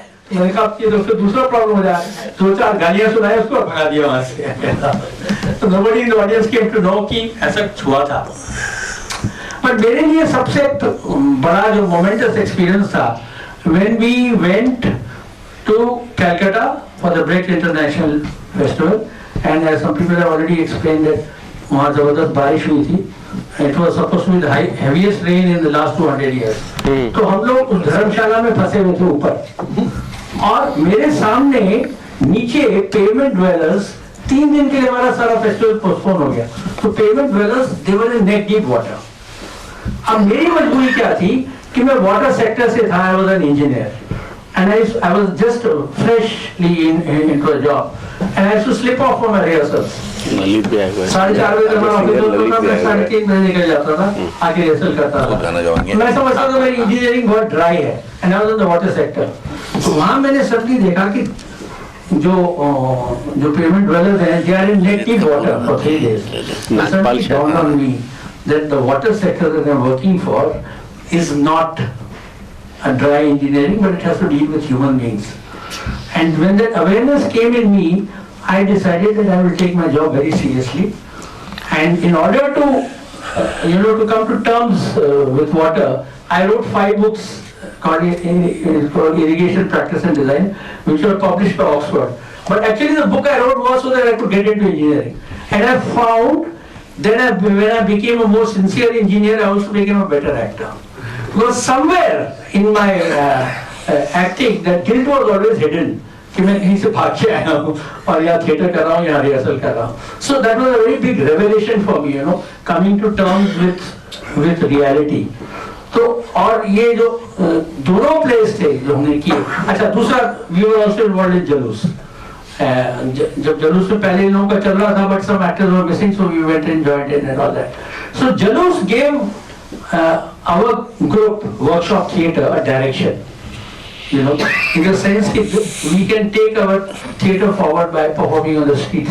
Because M.K. Rana उसका बादल दा का जो theatre that was आंगन मंच, it was not so much of street theatre as it was using an intimate space and working in that. So well, then everybody migrated to Bombay. I continued to do theatre. And the earlier group, which was TAG का पता नहीं आज हुआ है कल हुआ था, that was another group in which I was involved also. So when TAG comes, one will talk about it. Thank you. Thank you. प्रयोग के इतिहास पे अगर हम जाते हैं तो प्रयोग ने जो कुछ किया, एक झलक तो आपको काफ़ी हद तक मिली चुकी है और आपसी जो रिश्ते थे उसकी झलक भी मिली। इसके अलावा प्रयोग को ये श्रेय भी जाता है कि दिल्ली के अंदर जहाँ थिएटर तकरीबन ख़त्म हो गया 47 के बाद, बहुत से लोग आए और फिर ज़्यादातर पंजाबी लोग आए और उन्होंने थिएटर को फिर से यहाँ पर सिक्का बंद किया। उनका बहुत बड़ा कंट्रीब्यूशन है, मैं नाम नहीं लेना चाहता, सब आप लोग जानते हैं। प्रयोग ने जब जुलूस किया तो एक सबको बड़ा अजीब सा लगा कि ये किस तरह का नाटक है जो होने जा रहा है, लेकिन वो नाटक सिद्ध उसने किया कि मैं एक कामयाब तरीन नाटक हूँ और दिल्ली में पहली बार किसी प्ले के लगातार 100 से ज़्यादा शोज हुए। उसके बाद प्रोसेनियम थिएटर में भी प्रयोग को श्रेय जाता है कि कबीरा खड़ा बाजार में प्ले जिसमें भीष्म जी बहुत उदास हो गए थे, उदासीनता इतनी हो गई थी और MK साहब अगर कुछ कहना चाहें तो कहें, जितना मतलब उनको मतलब बहुत ज़्यादा दुख में थे कि मैं इसके साथ क्या करूं। और वो प्ले बहुत लेंथी था, कुछ और भी वजह थी, लेकिन जब MK ने किया तो उसमें काफ़ी सब कट कर दिया, उसको शॉर्ट कर दिया, उसकी भाषा बदल दी, उसमें संगीत भर दिया, उसमें कबीर पंथ के सारे जो बिल्कुल नहीं था कबीर मानी वो ऐड किया और वो प्ले इतना सक्सेसफुल हुआ कि प्रोसेनियम थिएटर में दिल्ली में पहली बार किसी नाटक के लगातार 100 से ज़्यादा शोज हुए। तो ये दो श्रेय प्रयोग को जाते हैं, उसकी कामयाबी की बहुत बड़ी दलील है। और भीष्म जी का हमारा जो जी ने कह रहे थे कि D150 डिफेंस कॉलोनी में तकरीबन हर हफ्ते उनका भी वहाँ आना हुआ करता था और अगले नाटकों के बारे में चर्चा होती थी और सारे एक्टर्स एक एक पैग लेकर बहुत सीरियस हो जाते थे और बहुत अच्छी अच्छी बातें हुआ करती थी, बड़ी अच्छी अच्छी प्लानिंग हुआ करती थी। मैं चाहता हूँ रैना साहब उसके बारे में कुछ कहें, क्योंकि सारा जो जहन था वो इन्हीं का चलता था कि आइंदा हमें क्या करना और कैसे करना। रैना साहब। Thank you Anees. पहले तो मैं नटरंग को वाकई ये थैंक यू कहना चाहूँगा कि आप ये डॉक्यूमेंट कर रहे हैं, क्योंकि क्या है इसको पास आ जाइए, पास माइक पास कर लो। हाँ अब ठीक है। हाँ वो इसलिए कि कल रात को मैं विदेश से आया तो पास मेरे पास एक नहीं कह मैगजीन रहे था। हाँ थैंक यू। हाँ ये ज़्यादा अच्छा है। मैगजीन था, वो कैम्ब्रिज यूनिवर्सिटी से निकलता है, IFTR का मैगजीन। उसमें किसी एक इंडियन स्कॉलर ने एक हमारे से छोटी है उसकी डायरेक्शन पे एक आर्टिकल लिखा है, तो वो मैं पढ़ने लगा। पहले 2 पन्ने में मेरी उल्टियाँ शुरू हो गई, इन द सेंस सारे फैक्ट्स रॉन्ग थे, उसकी पढ़ाई और उसको बेस करते करते जिस डेरिवेशन में वो निकल गई थी कि वो अपनी एक थीसिस प्रूव कर रही थी, तो मैं वाकई बहुत परेशान हुआ। जिस स्कॉलर ने लिखा उसके पास कोई इंफॉर्मेशन ही नहीं है, बच्चा पढ़ा है NSD में नहीं, उसको पता नहीं है, उसको ये भी नहीं पता कि उससे पहले क्या हुआ NSD में आर्टिकल एक प्रोडक्शन को लेकर आया। तो इसलिए मैं वाकई मुबारकबाद देता हूँ जो भी स्कॉलर है, इस कुछ तो मिलेगा रिकॉर्डिंग में आप जो कर रहे हैं, ये बहुत बड़ी बात है, इसलिए थैंक यू वेरी मच। दूसरा ये कि मैं 67 में दिल्ली आया, कश्मीर से आया। कश्मीर का कोई भी बच्चा सियासत से, राजनीति से अलग हो ही नहीं सकता। मैंने बचपन में बहुत छोटा था, मैं कुछ हुआ, स्कूल बंद हो गया, सर्दी बंद हो गया, पता नहीं क्या हो गया, तो जाओ घर जाओ घर जाओ। जो ही मैं थोड़ा स्कूल गली से बाहर निकल तो वहाँ की आर्मी थी, हर 10 रुपए के कारण मैं डर गया, समझ कुछ नहीं। And I don't know who, मेरा हाथ किसने पकड़ा उस बच्चे का, मैंने और मुझे कहाँ रहते, मुझे वहाँ रहते, चल चल चल चल चलते रहते गए गलियों में से। वो पथरा तब भी चल रहा था, तभी पत्थर पर मुझे दूसरे बच्चे को दे दिया, इस बच्चे को उस गली में भेज देना, और उसने मुझे उस गली में दे। And all were both were Muslims. सो वो सियासत की एक समझ होती है और टेक्सचर पकड़ना बड़े शहर में बहुत मुश्किल होता है, या कस्बों में पकड़ते हैं जल्दी से। तो वो लेके मैं NSD पहुंचा। NSD में ट्रेनिंग जो भी थी वो बात ध्यान नहीं है, लेकिन सुई ड्रामा शुरू करता मेरे पर बदकिस्मती, क्योंकि मैं बड़े बड़े प्ले करने लगा था। मैंने चौक सर्कल का एडेप्टेशन पंजाब में किया था इमरजेंसी के टाइम पे। 25 शो हजारों लोगों को देखने के बाद सडनली बैन हो गया और मुझको पर्सन नॉन ग्रेटा कराएगा। वो मुझे पता भी नहीं था कि पर्सन नॉन ग्रेटा क्या होता है, और मैं अपने जोश में पहुंच गया। वो पर्सनल सेक्रेटरी या कुछ था, सेक्रेटरी पहुंच गया, मैंने क्या किया आपने, उन्होंने रेपर्टरी बनाई थी, पंजाब स्टेट रेपर्टरी, ये बहुत जरूरी है। पहला प्रदेश था हिंदुस्तान का जिसने रेपर्टरी बनाई, वो एक मैनिफेस्टो वो मेरे पास है। In fact it what we wrote that manifesto, ये क्या क्या रिसर्च करेगा, डॉक्यूमेंटेशन करेगा, उस जमाने की बात कर रहा हूँ। लेकिन बंद होगा सारा। चीफ मिनिस्टर वन तो मैंने उन साहब से मिला तो उन्हें कहा तुम कहाँ से आए हो? मैं बड़ा एजुकेटेड था, प्लेन मतलब क्या आपको प्लेन वाला कर देता। मैंने कहा तुम कहाँ से? मैं दिल्ली से। कब आए? मैं रात को आया। फिर कहाँ गए? मैं अपने दोस्त के घर गए। फिर कहाँ गए? मैं कहा मैं आपके पास है, 9 बजे से मैं यहाँ बैठा हूँ। कह रहा सुनो, you are like my son. Drawer यूं खोला, उसमें से एक स्क्रिप्ट निकाली। उसका स्क्रिप्ट थी चौक सर्कल की किसी ने हाथ से लिखी थी, जैसे कि मेरी स्क्रिप्ट थी, और उसमें माँ बहन की गालियां खूब लगी गई थी।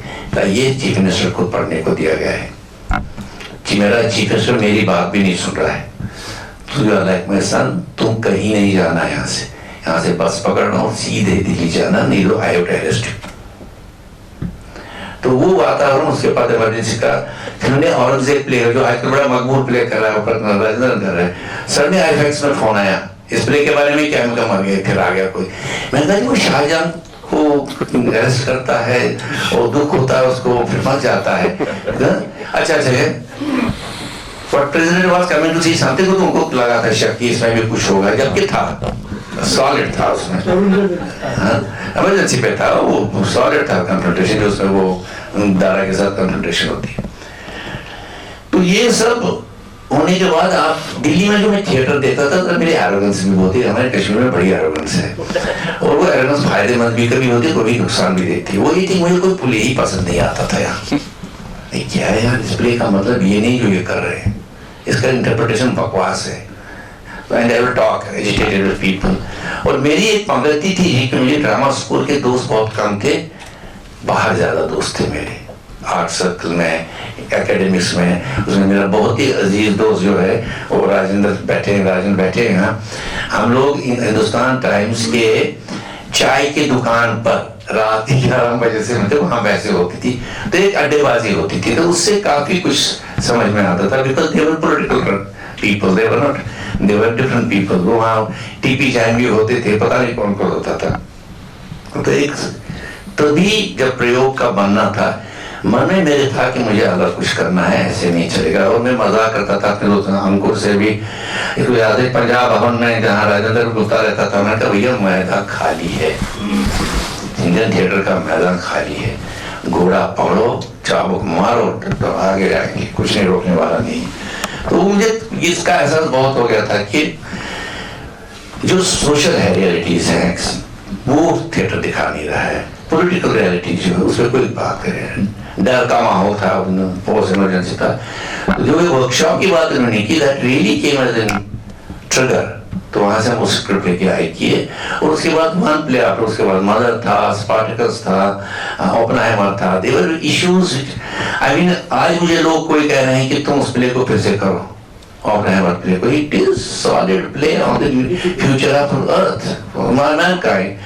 मगर वो जो भी है, लेकिन प्रयोग के चलने में दिल्ली के लोगों ने मेरी, मैं क्या कहूँगा, बहुत एक ऐसी बैकबोन दी। हमारे पास कुछ था ही नहीं, हमारे पैसे नहीं थे, कुछ नहीं था। एक पता चला थिएटर वाले मुझे इन्वाइट कर रहे हैं प्ले करने के लिए, use that as an opportunity to create something. वहाँ पर लोअर डेस्क का पहला प्ले फुल लेंथ था, इतना ही हॉल था, इसी में 50 लोग बिठाते थे, यहीं करते थे।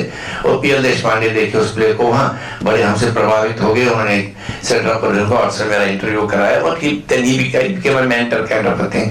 और एक दिन उन्होंने कहा जो वाइस प्रिंसिपल बने, वाइस चेयरमैन बने, सेकंड एडमिनिस्ट्रेटर, क्या कर रहा हूँ? मैं आजकल मैं ये कर रहा हूँ, मदद कर रहा हूँ, अगर पैसे की कभी जरूरत पड़ी मुझे पोस्ट कार्ड ले लेना।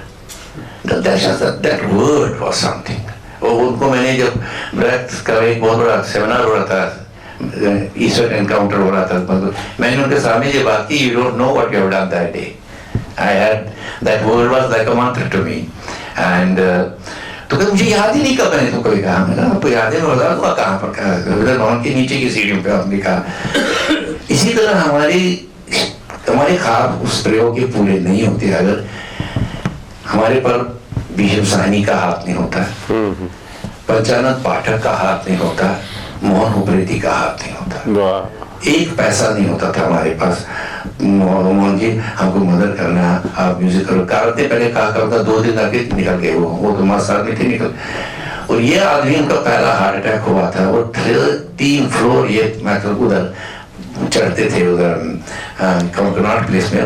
एंड दो सॉन्ग्स, एक सॉन्ग का मैं भी बता दूंगा, एक प्ले था उसमें एक सॉन्ग है, वो सभी अफसर उनके, सभी दफ्तर उनके, सब कुछ करने को तैयार, कानूनी किताबें उनकी, जेल और जज भी उनके, यूं पढ़ाते थे। और या वो प्लाजा उलास हुआ तेरे बेटे को बिल्कुल प्रोज है, but how would he compose and make a dramatic structure out of it, धुने बनाना। बट क्योंकि उनका इब्टा का बैकग्राउंड था, he understood what they are wanting. फिर पाठक जी थे, फिर पैसे नहीं हमारे पास, तो हम निकलेंगे, हम मेरा बड़ा खड़ा बाजार करेंगे। इसकी बड़ी लंबी कहानी है। कारण that rejected this play and so has been rejected by Rajendranath. तो मैंने तेरे पे नजदीक रहते हैं, स्क्रिप्ट दे मिले पढ़ने को, and he got the script. मैंने जब पढ़ी, मुझे बड़ी पॉसिबिलिटीज में दिखी, वही those are political possibilities. There are possibilities of what is happening in the country, even now what is happening, but they could overlook it. कारण तो wanted to say big musical design in it, क्योंकि उसमें कहानी नहीं थे। There were no poem, 2-4 poem थी बस। Intrigue question भी थी, इतना बड़े राइटर ने ये क्यों नहीं लिखे, इसमें poems क्यों नहीं लिखी? तो बड़े राइटर को हम तो कुछ नहीं, तो कैसे करें? वेद को हमें कहा हम वेद ऐसा करते, हमारे घर पे इनका खाना कर देते, हम विस्की भी रख देते, खाना कोरमा। और तब तक मैंने कबीर के कुछ गाने जो एक तारे पे गाए थे कि एक मल्लाह ने बनारस के, तो वो कैसेट मेरे पास था। इस तरह और किसी के, और त्रिवेणी था बहुत बड़ा कुमार, मैंने रेडी रखे थे। मैं कहा जो ही ये मूड में रहेंगे ना, 1-2 लगाने के बाद हम म्यूजिक चलाएंगे, खाना डिले होगा, तो सब वेट करें ये कब होगा। तो मैंने पहला चला, तो बीच में जी मस्त हो गए, और अपना पैर हिल रहा था, तो बैठे थे, ये कबीर है, हाँ बहुत अच्छा, कहाँ से लाए तुम? फिर जब तक कुमार खान पर पहुंची बात तो गया, तो मैंने कहा अब शांत हो गया, मैं कहा तो मैंने कहा कि खाना कब खाएंगे? मैं थोड़ी तैयार हो, गर्म हो रहा खाना। मैं कहा पिछली एक बात मुझे बताइए, what is the literary reason for you? मुझे ये देखना था, बड़ा राइटर ऐसे नहीं छोड़ते कि आपने कविता ही नहीं, कभी क्या है अगर उसमें पद नहीं होंगे। तो वो इतने मजेदार थे, उन्होंने कहा अरे मुझे करना ही नहीं आया वो। अरे क्या मुझे खुद कर नहीं, मतलब आप अगर हम डाल लेते तो चलेगा क्या करें? हाँ कर दो। ये चलता रहा, तो अब हम भी कबीर के इतने बड़े स्कॉलर नहीं, हमने ले लिए 4 महीने का सबैटिकल ले लिया, सारी किताबें बाद किताबें पूरी मेरी शुरू हो गई। इस बीच में गया, अशोक जी बहुत कुछ करते थे मध्य प्रदेश में, तो हम भी पहुंच गए, हमने सत्ता से उतारनी फिल्म की थी उन दिनों, तो हम कुछ पता नहीं क्या करने गए थे इंदौर, सब चलो इंदौर, मनी कॉल, मैं सब लोग गए इंदौर अशोक जी के साथ। वहाँ मंडली शाम को जैसे लगती थी, वहाँ चिंचालकर राहुल बागपुते वगैरह थे, बहुत अच्छा खाना पीना। फोन आया कुमार जी का, अरे तुम लोग कल यहाँ से मेरे घर से उतर के जाना देवास से रास्ते में। हाँ ठीक है, आगे आपके यहाँ चाय पिए। अब वहाँ गए, कुमार जी के घर पे गए, तो पहली बार मैं इतने महान संगीतकार के घर जाता हूँ। कॉरिडोर में सिर्फ बंदूकें थी, डबल बैरल। मेरे मुंह से तानपुरे ही नहीं है यार। अंदर से आवाज, अंदर आओ तानपुरे भी मिलेंगे। तो अंदर गए, बातें हुई सारी, तो फिर उन्हें गाना सुना वगैरह। फिर मैंने कहा मैं ऐसा कर रहा हूँ प्ले, कबीर का प्ले। वो डर के, to be very honest, take courage, आप संगीत करेंगे उसका, कर देंगे, बता देना, वो ऐसे ना कर देंगे। अब आप तो खुश हो गए, बड़ा बड़ी बात है। वहीं देखा यार भाई, तो म्यूजिक डायरेक्टर भी हो गया। दिल्ली पहुंच गया, तो मैं बड़ा एक्साइटेड हूँ, कुमार को मिला, मैं कुमार शायद नहीं फिल्म, मैं कहा ऐसा होगा इस फिल्म में, अब कैसे होगा ये नहीं पता। तो he just looked, he was not enthusiastic, नहीं रहना ऐसा, वही कोई रिएक्शन नहीं दे रहे। Said your Kabir is not शास्त्रीय संगीत, he is a लोक संगीत, तो तुम्हारा गड़बड़ हो जाएगा। फिर कैसे करें क्या करें, देन पाठक जी, तो पाठक जी के पास उसे कहा घर आ जा, तो घर गए तो मैंने और पद निकाल दिया अपने बहुत सारे ये तब तक मैंने कोई 40-50 पोएमें ढूंढी थी, इनमें से करना, इसलिए थिएटर के लिए बहुत जरूरी होता है पार्ट ऑफ द नैरेटिव बनना है पोएम को भी, वो डायलॉग भी, वो अलग आइटम नहीं बन सकता। तो कौन से पद कहाँ रखूं, कैसे करूं, एक पूरा म्यूजिकल स्ट्रक्चर, वो मैंने एक किताब पढ़ी थी कभी कि सूफियों का भी एक स्टेज बाय स्टेज हो जाता है, till they become the really अनहद में चले जाते हैं, that stage will work out of this. तो पाठक जी ने और पोएम में कुछ निकाली, तो पाठक जी ने believe me know money nothing. फिर उनको पता चला अंजू गाना जानती है, सीखी है, इसको भेजो। तो इनके साथ बैठ के उनके घर पे, बापा नगर में घर था उनका, सुबह जाते थे, काम करते थे। That's how both these music directors were really helped us, क्योंकि ये तो सिर्फ कुछ 100 शो करना कबीरा के नहीं है, कबीरा को 10 साल जिंदा रखना। First spell was 10 years. Mahesh, all 10 years he was an actor. Most of the actors was all 10 years. अपना ये पंकज, उमेश मतलब पंकज, वहाँ ये किसने छोड़ा शो नहीं पहुँचते थे। And tremendous tours we had taken place all over. हम कैसे करते थे वो, या तो स्टीम था या जुनून था, we were going everywhere. But yes, I had this responsibility and it was my island in प्रयोग कि कौन सा प्ले मैं कब करूँगा, why it is to be done, why it is not. मुझे कभी ये भी लगता है यार से मैं ही होगा। फिर हमने कोशिश की, अंकुर को एक बार कहा तुम करो प्ले, इन्होंने प्ले किया, अपना कार्तिक अवस्थी ने धूत समागम किया प्ले, वो किया, संजीव दीक्षित, वाणी ने किया, वेद ने किया, क्योंकि मैं फ्रीलांसर था, मुझे तो जाना ही पड़ता था तो कुछ करने के लिए। But conditions, we were all young, unmarried, suddenly we got married, suddenly responsibilities आती है। मैं सडनली देखा कि महेश की पॉट बड़ी छोटी सी निकली, मर गए, और धीरे धीरे सब इस तरह से बिखर गया मामला, हम मिल नहीं पाते थे बाद में। तो but still we have the bank account, we have the money, but we have a big store of costumes which I lend to groups even now, किसी को चाहे दे सकता है। And musical instruments काफी खराब भी हो गए, हमारे पास कॉस्ट्यूम जितने थे कि सड़ गए, उनको छोड़ना पड़ा, क्योंकि वहाँ LIC से निकालना भी पड़ा कॉस्ट्यूम्स को वगैरह। तो ये कहानी एक छोटी सी इस दिल्ली की ये है कि जिस तरह से दिल्ली में लोग आते थे ना राज करने पे लौट के चले जाते थे, वैसा ही थिएटर का एक बदकिस्मती यहाँ ये है कि there is no home of theatre people, जो बहुत जरूरी है। सरकार, बड़ी सरकार, बहुत बड़ी सरकार, दोनों उसी कमानी थिएटर को लगी है, उसका किराया बढ़ता जाता है तो सरकार को कोई फर्क नहीं पड़ता, उनके पास पैसा है। We have been thrown out of this. I can never even have money. I will on a principle not even hire on my money these theaters because they are absolutely insincere for the land they are going to them. पर आप क्या करें, हमने शीला जी को बात की थी, delegation लेके गए थे कि कुछ डिस्ट्रिक्ट्स में थिएटर बनाए, छोटे थिएटर, हमें यहाँ तक हम मुफ्त आपको ड्राइंग्स बना के देंगे, we will give you all free consultations, architect will move, but it doesn't work that way. And theatre people जो है दिल्ली के ही नहीं, मेरे तो सारे देश के जो अच्छा थिएटर करते हैं, मुगल आजम नहीं करते हैं, उस थिएटर का it is the largest voluntary enterprise in this country, in the world. ऐसा नहीं मिलेगा आपको। मैं तो पहले यही छोड़ दूं, कहने को तो बहुत कुछ है। यात्रिक ने मेरी मदद ये की कि उन्होंने मुझे 2 वर्कशॉप करने के लिए, जहाँ से मुझे ये मिली, वेद मिला, मालिनी मिली, बहुत से जो बाद में हम छोड़ बन गए, अलग बन गए। अब एक प्रयोग को अगर मैं कहूँ संक्षिप्त में क्या था, एक प्लेटफॉर्म है था जिसमें लड़के आते थे, कुछ जन रहते थे, फिर अपनी अपनी दिशा ले जाते थे। जैसे सुधीर मिश्रा फिल्म मेकर बन गया, सिद्धांशु फिल्म मेकर बन गया, अनुराग बहुत बड़ा कैमरामैन बन गया, ये एकेडमिशियन बन गया, कोई कुछ बन गया, ये जर्नलिस्ट बन गया, सब कहीं ना कहीं निकल गए। और after that we didn't have the capacity, to be very honest, that problem is I still want to do it, but the point is where will I do it? Where is the space? Where will I conduct 4 hours rehearsal without pain of paying? We have never taken a coin ever from Government of India, because वो जो है grants मांगते हैं, मुझे लगता है वो बहुत सरदर्दी, उसमें बहुत झूठ लेकर लिखना होता है, आर्टिफिशियल बिलें बनानी पड़ती हैं आपको, ऐसे एड्रेस बनाना, कुछ डिसऑनेस्टी ज़्यादा सिखाता है, वो थिएटर काम सिखाता है।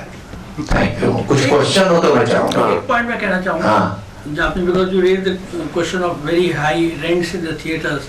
The other thing is police permission. कम से कम 6-7 न्यूज़पेपर्स में मैंने इसके ऊपर आर्टिकल लिखी, हम लोग कितनी बार गए, इकट्ठे मिलके गए, we had meetings with the chief minister. थोड़े दिन के लिए हट जाता है, उसके बाद से वापस आ जाता है। नहीं वो This is a very strange thing which we have not been able to get rid of. मेरी प्रॉब्लम पुलिस वाले के पास जाना पड़ता है। So we can say we are a free country, but we are not really that free. कोई सवाल हो?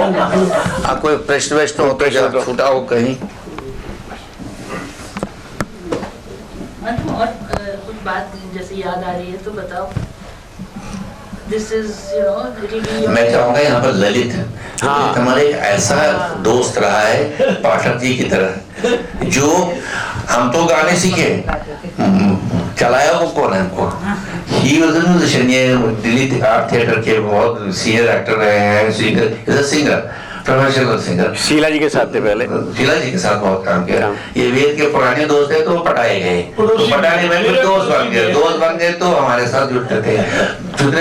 ये ललित ये रोक वही करना है, तुम कर दो आप, तो कुछ बताओ अपने। रोल भी इसने किया था। हाँ वांदा, बंदे का जो मैं ज्यादा तो नहीं कहना चाहता, बस यही कहना चाहता हूँ कि मैं एम के राणा जी के साथ काम करके मैं बहुत खुश था और खुश रहूंगा आगे भी, क्योंकि इन्होंने ही मुझे ये म्यूजिक के आगे थोड़ा बिठाया। तो भाई आपने म्यूजिक देना, मैं कहा मैंने म्यूजिक कभी नहीं दिया, मैं तो गाता हूँ। और फिर बात यह है कि मैं तो शीला जी के साथ रेपेट्री में भी हूँ, और अगर मैं वहां से आपके यहाँ करने आऊंगा तो मैं पकड़ा जाऊंगा और आपका प्ले भी जाएगा और हम मुश्किल हो जाएगी। मैंने कहा नहीं तुम करो, हम तुम्हारा चेहरा ऐसा बना देंगे कि कोई भी नहीं पहचान पाएगा। तो आप ये देखिए कि म्यूजिशियन सामने बैठे हैं, सामने बैठ के म्यूजिक दे रहे हैं, पीछे नहीं दे रहे। पीछे दे रहे हो तो ऑडियंस को नहीं पता लगता, आगे बैठ के दे रहे हैं। और उसमें ऐसी चीजें बना के, ठंड में भी वो छोटी छोटी चीजें होती थी तब, वो पहना के इन्होंने अच्छी सी दाढ़ी लगा दी, ऐसा मान लिया कि मैं खुद को भी पहचानना मुश्किल होगा। मैं कहा ठीक है, इट्स ऑल राइट। और कुछ थोड़ा सा अपने थिएटर के जो शीला भाटिया जी के थिएटर के 2-4 दोस्तों को बैठा के रखता था कि भैया इधर ना आने देना, शीला जी को नहीं आने देना।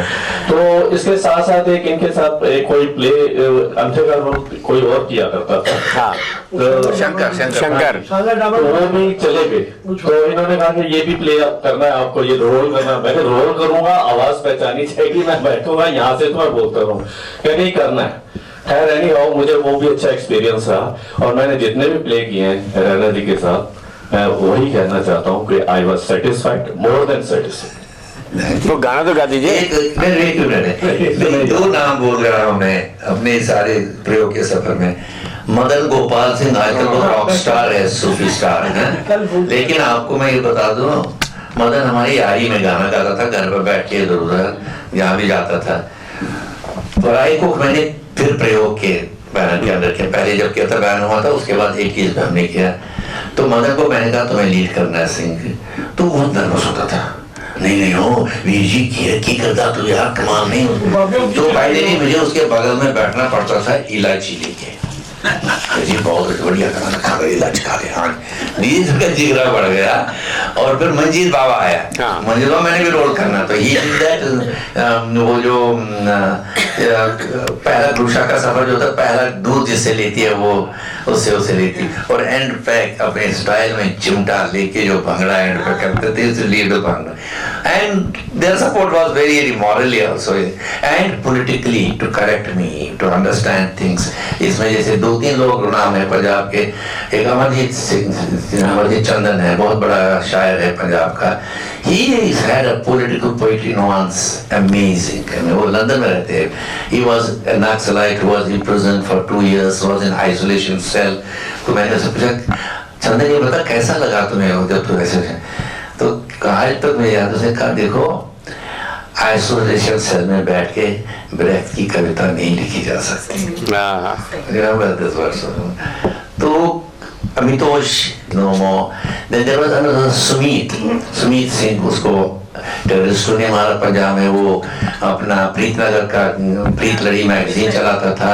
एंड वो बहुत मतलब कि वो उनको वाघा बॉर्डर उसने मुझे पहली बार देखा, मैं कहा यार इस पे मोटरसाइकिल लेके एक दिन चले जाएंगे।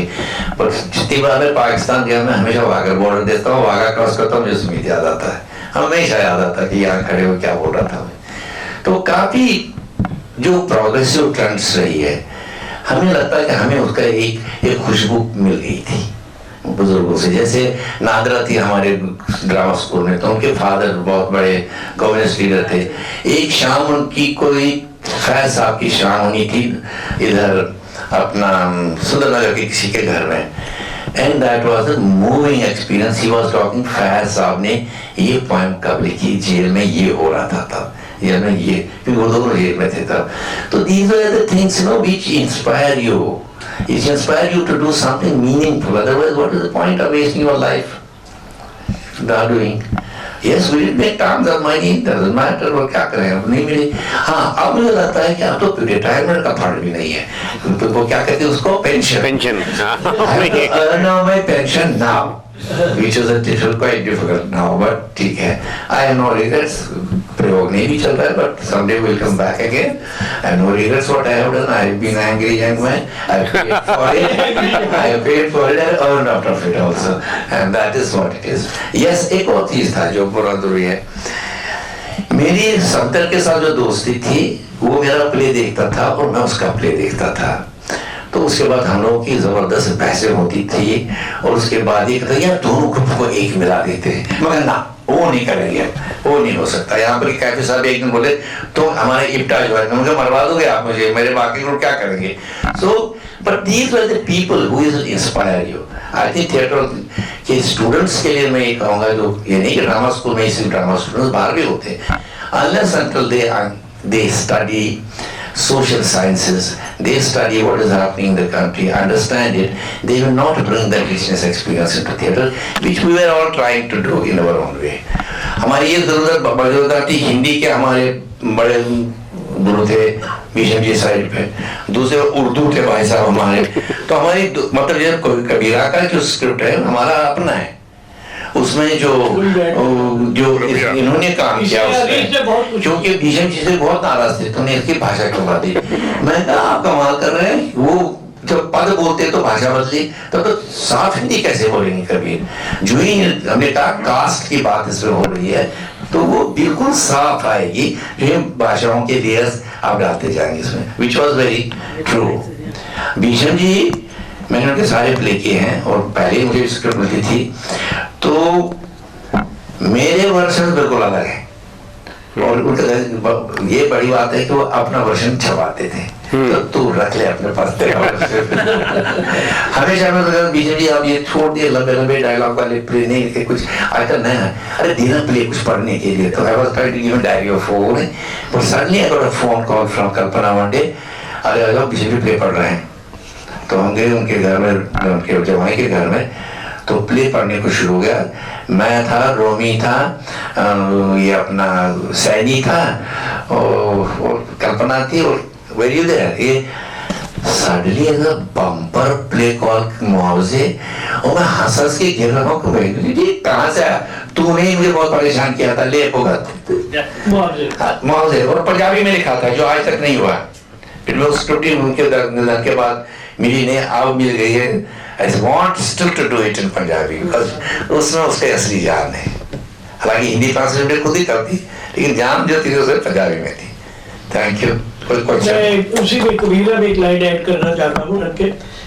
भीषम जी ने जब प्ले दिया प्योर हिंदी में था, तो उनके हमारे प्रोफेसर थे मिश्रा, वो उनसे कहने लगे तुम अपना जो है उस भाषा का टच करो।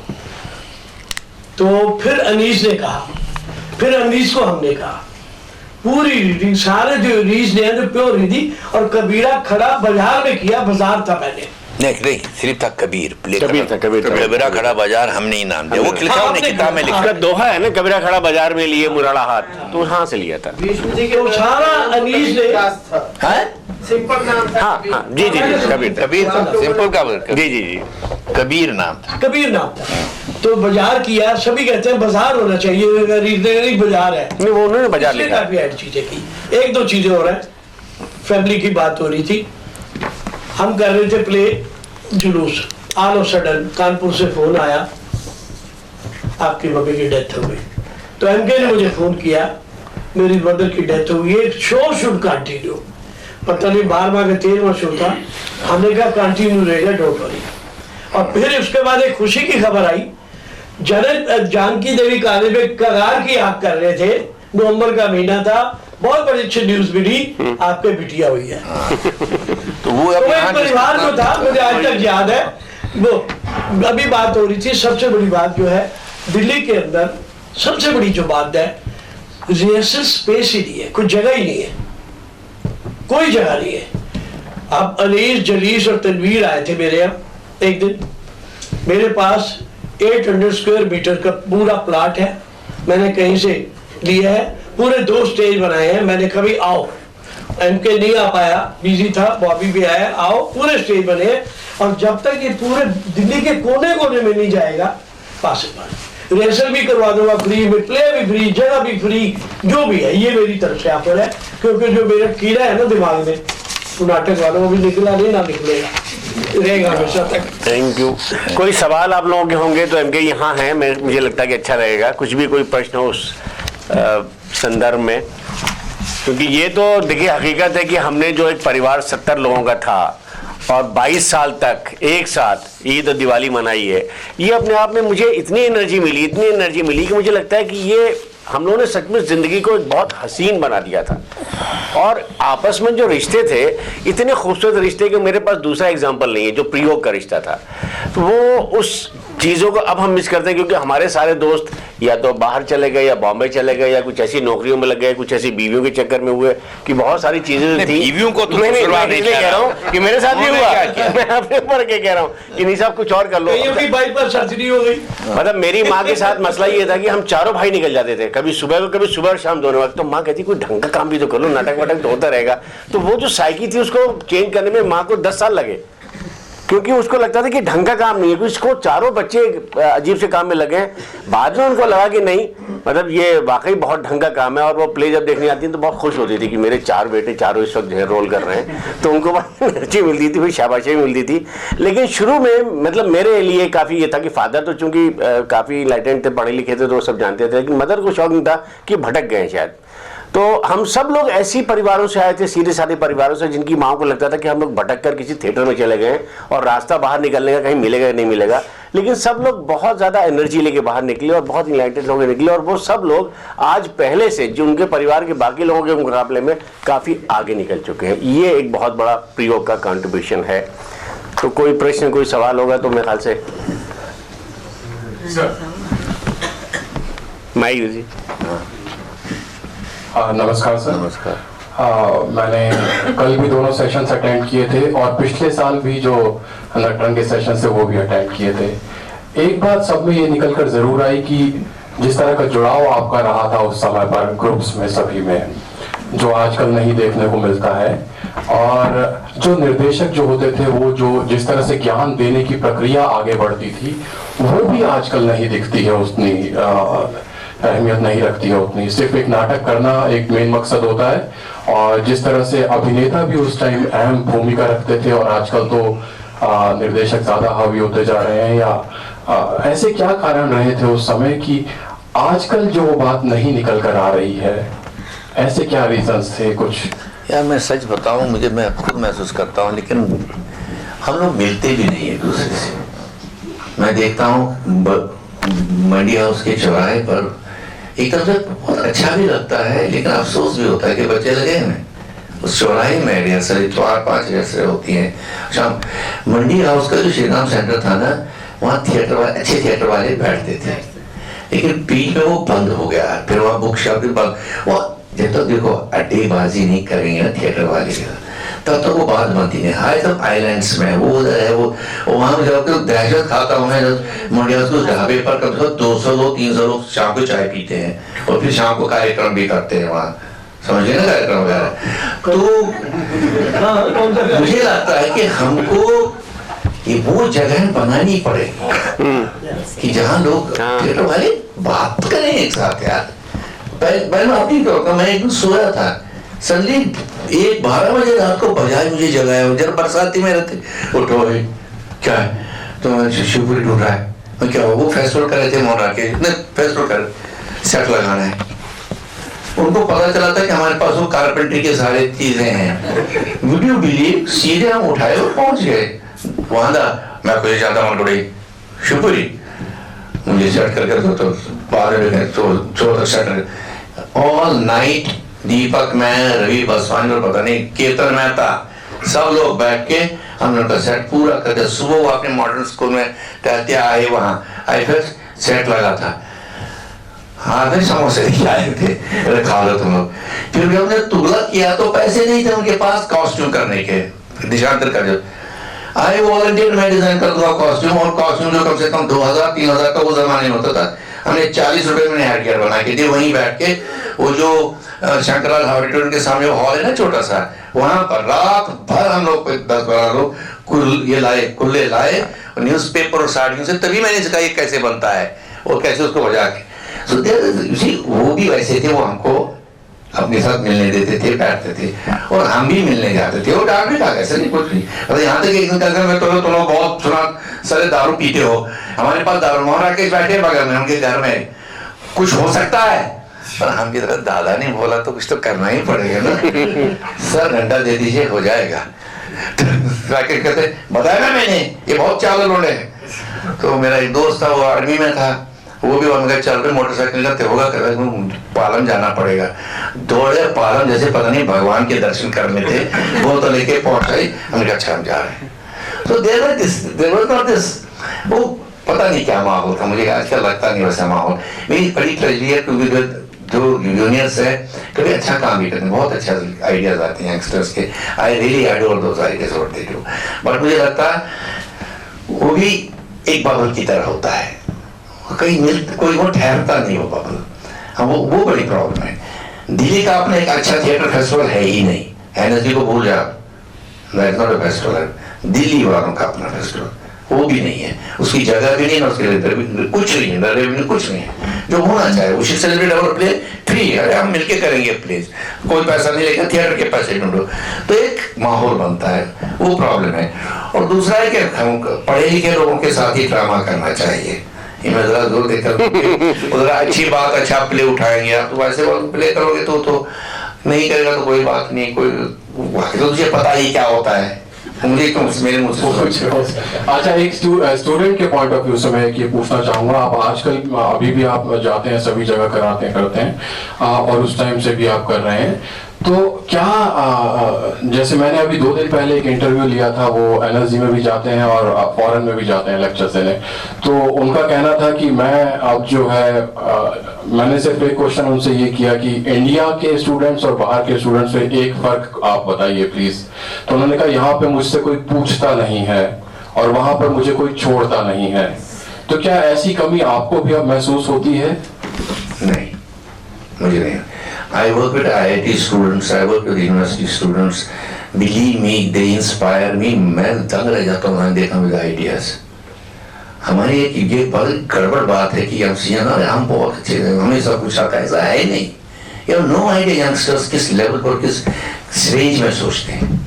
वो it is a participatory effort है, creativity नहीं बन सकती है कि मैं सिंहासन पर बैठ के अब डायरेक्टली करूंगा। You have to work with it. भाई खेत में जाके किसान जमीन के साथ मिलके काम करता है ना, पौधा लगाता, खोदता, वो करना पड़ता है। And I never found that. So I come excited, I come very happy. मैंने एक वर्कशॉप किया था और उससे फिर मैं डॉक्यूमेंट्री बनाई बहुत गरीब से गरीब बिहार के लोगों के साथ, रिमोट बेगूसराय के अंदर देहात में। And when I looked at those women, what they were fighting, you can't, मतलब माफिया के साथ लड़ते थे वो, और वो नीच जाति की लड़कियां, मतलब वो जो दलित जाति की लड़कियां थे, वो इलेक्शन तक जीते वो। तो मैं वापस जब आया तो मैं बड़ा खुश था, तो मुझे पूछा तो बड़े खुश नजर आ रहे हो, मैंने कहा यार होप है मुझे, and these people give you the hope. Daddy को कहता तुम तो यू आर द वहाँ कोल पे हो तुम झारखंड में वो है झेलिया एक इलाका है जहाँ कोल माइंस है, कोल माइन चल रही है और उस पर ये लड़ रहे हो, संघर्ष चल रहा है। और वो लेडी मुझे कहा तेती भाई तुम्हें तो डर नहीं लगता ये लोग का? कहता रंगदारी से तो लड़ रहे हैं, मरना होगा या मरना होगा, मरूंगी भी यहीं और यहीं बेटी की शादी भी करो। अब इस डिटर्मिनेशन के साथ कुछ नहीं, दो झोंपड़ी में रहती है बेचारी, बट वो होप देता है आपको। And I would like to work with them. I go and work with them whenever I get an opportunity. I never say no. I never say no. क्योंकि it enriches my talent, it enriches my knowledge. मुझे बहुत मिलता है देहातों में काम करने से, to be honest. ये आपने बहुत बड़ी बात कह दी। हम लोगों ने भूमा किया था, तो it took us 6 months to prepare। बादला का भूमा हम लोगों ने किया था, हमको 6 महीने लगे थे नाटक को तैयार करने में। लेकिन हमको जब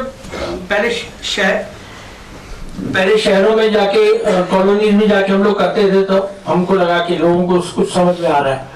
फिर हमें एक मौका मिला झुग्गी झोपड़ी में, पहला जब हमने प्ले किया झुग्गी झोपड़ियों में, हमें लगा था लोगों को समझ में आएगा। And we were surprised to discover that the people there understood the play better than any city audience, because they could relate to it. So when a play, even if it is very abstract, you know, very sophisticated, we think it is very sophisticated, but if the audience can relate to it, then education or economic status, nothing is a barrier.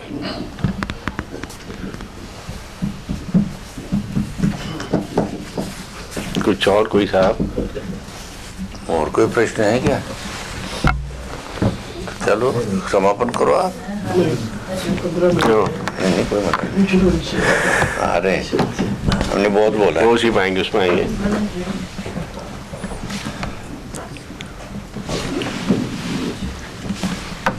तो कम से कम ये रंग गाथा उम्मीद पर खत्म हो रही है, और दूसरी रंग गाथाएं थोड़ी थोड़ी उदास कर गई। इसमें एक उम्मीद का कुछ हौसला बना, तो बहुत अच्छा रहा।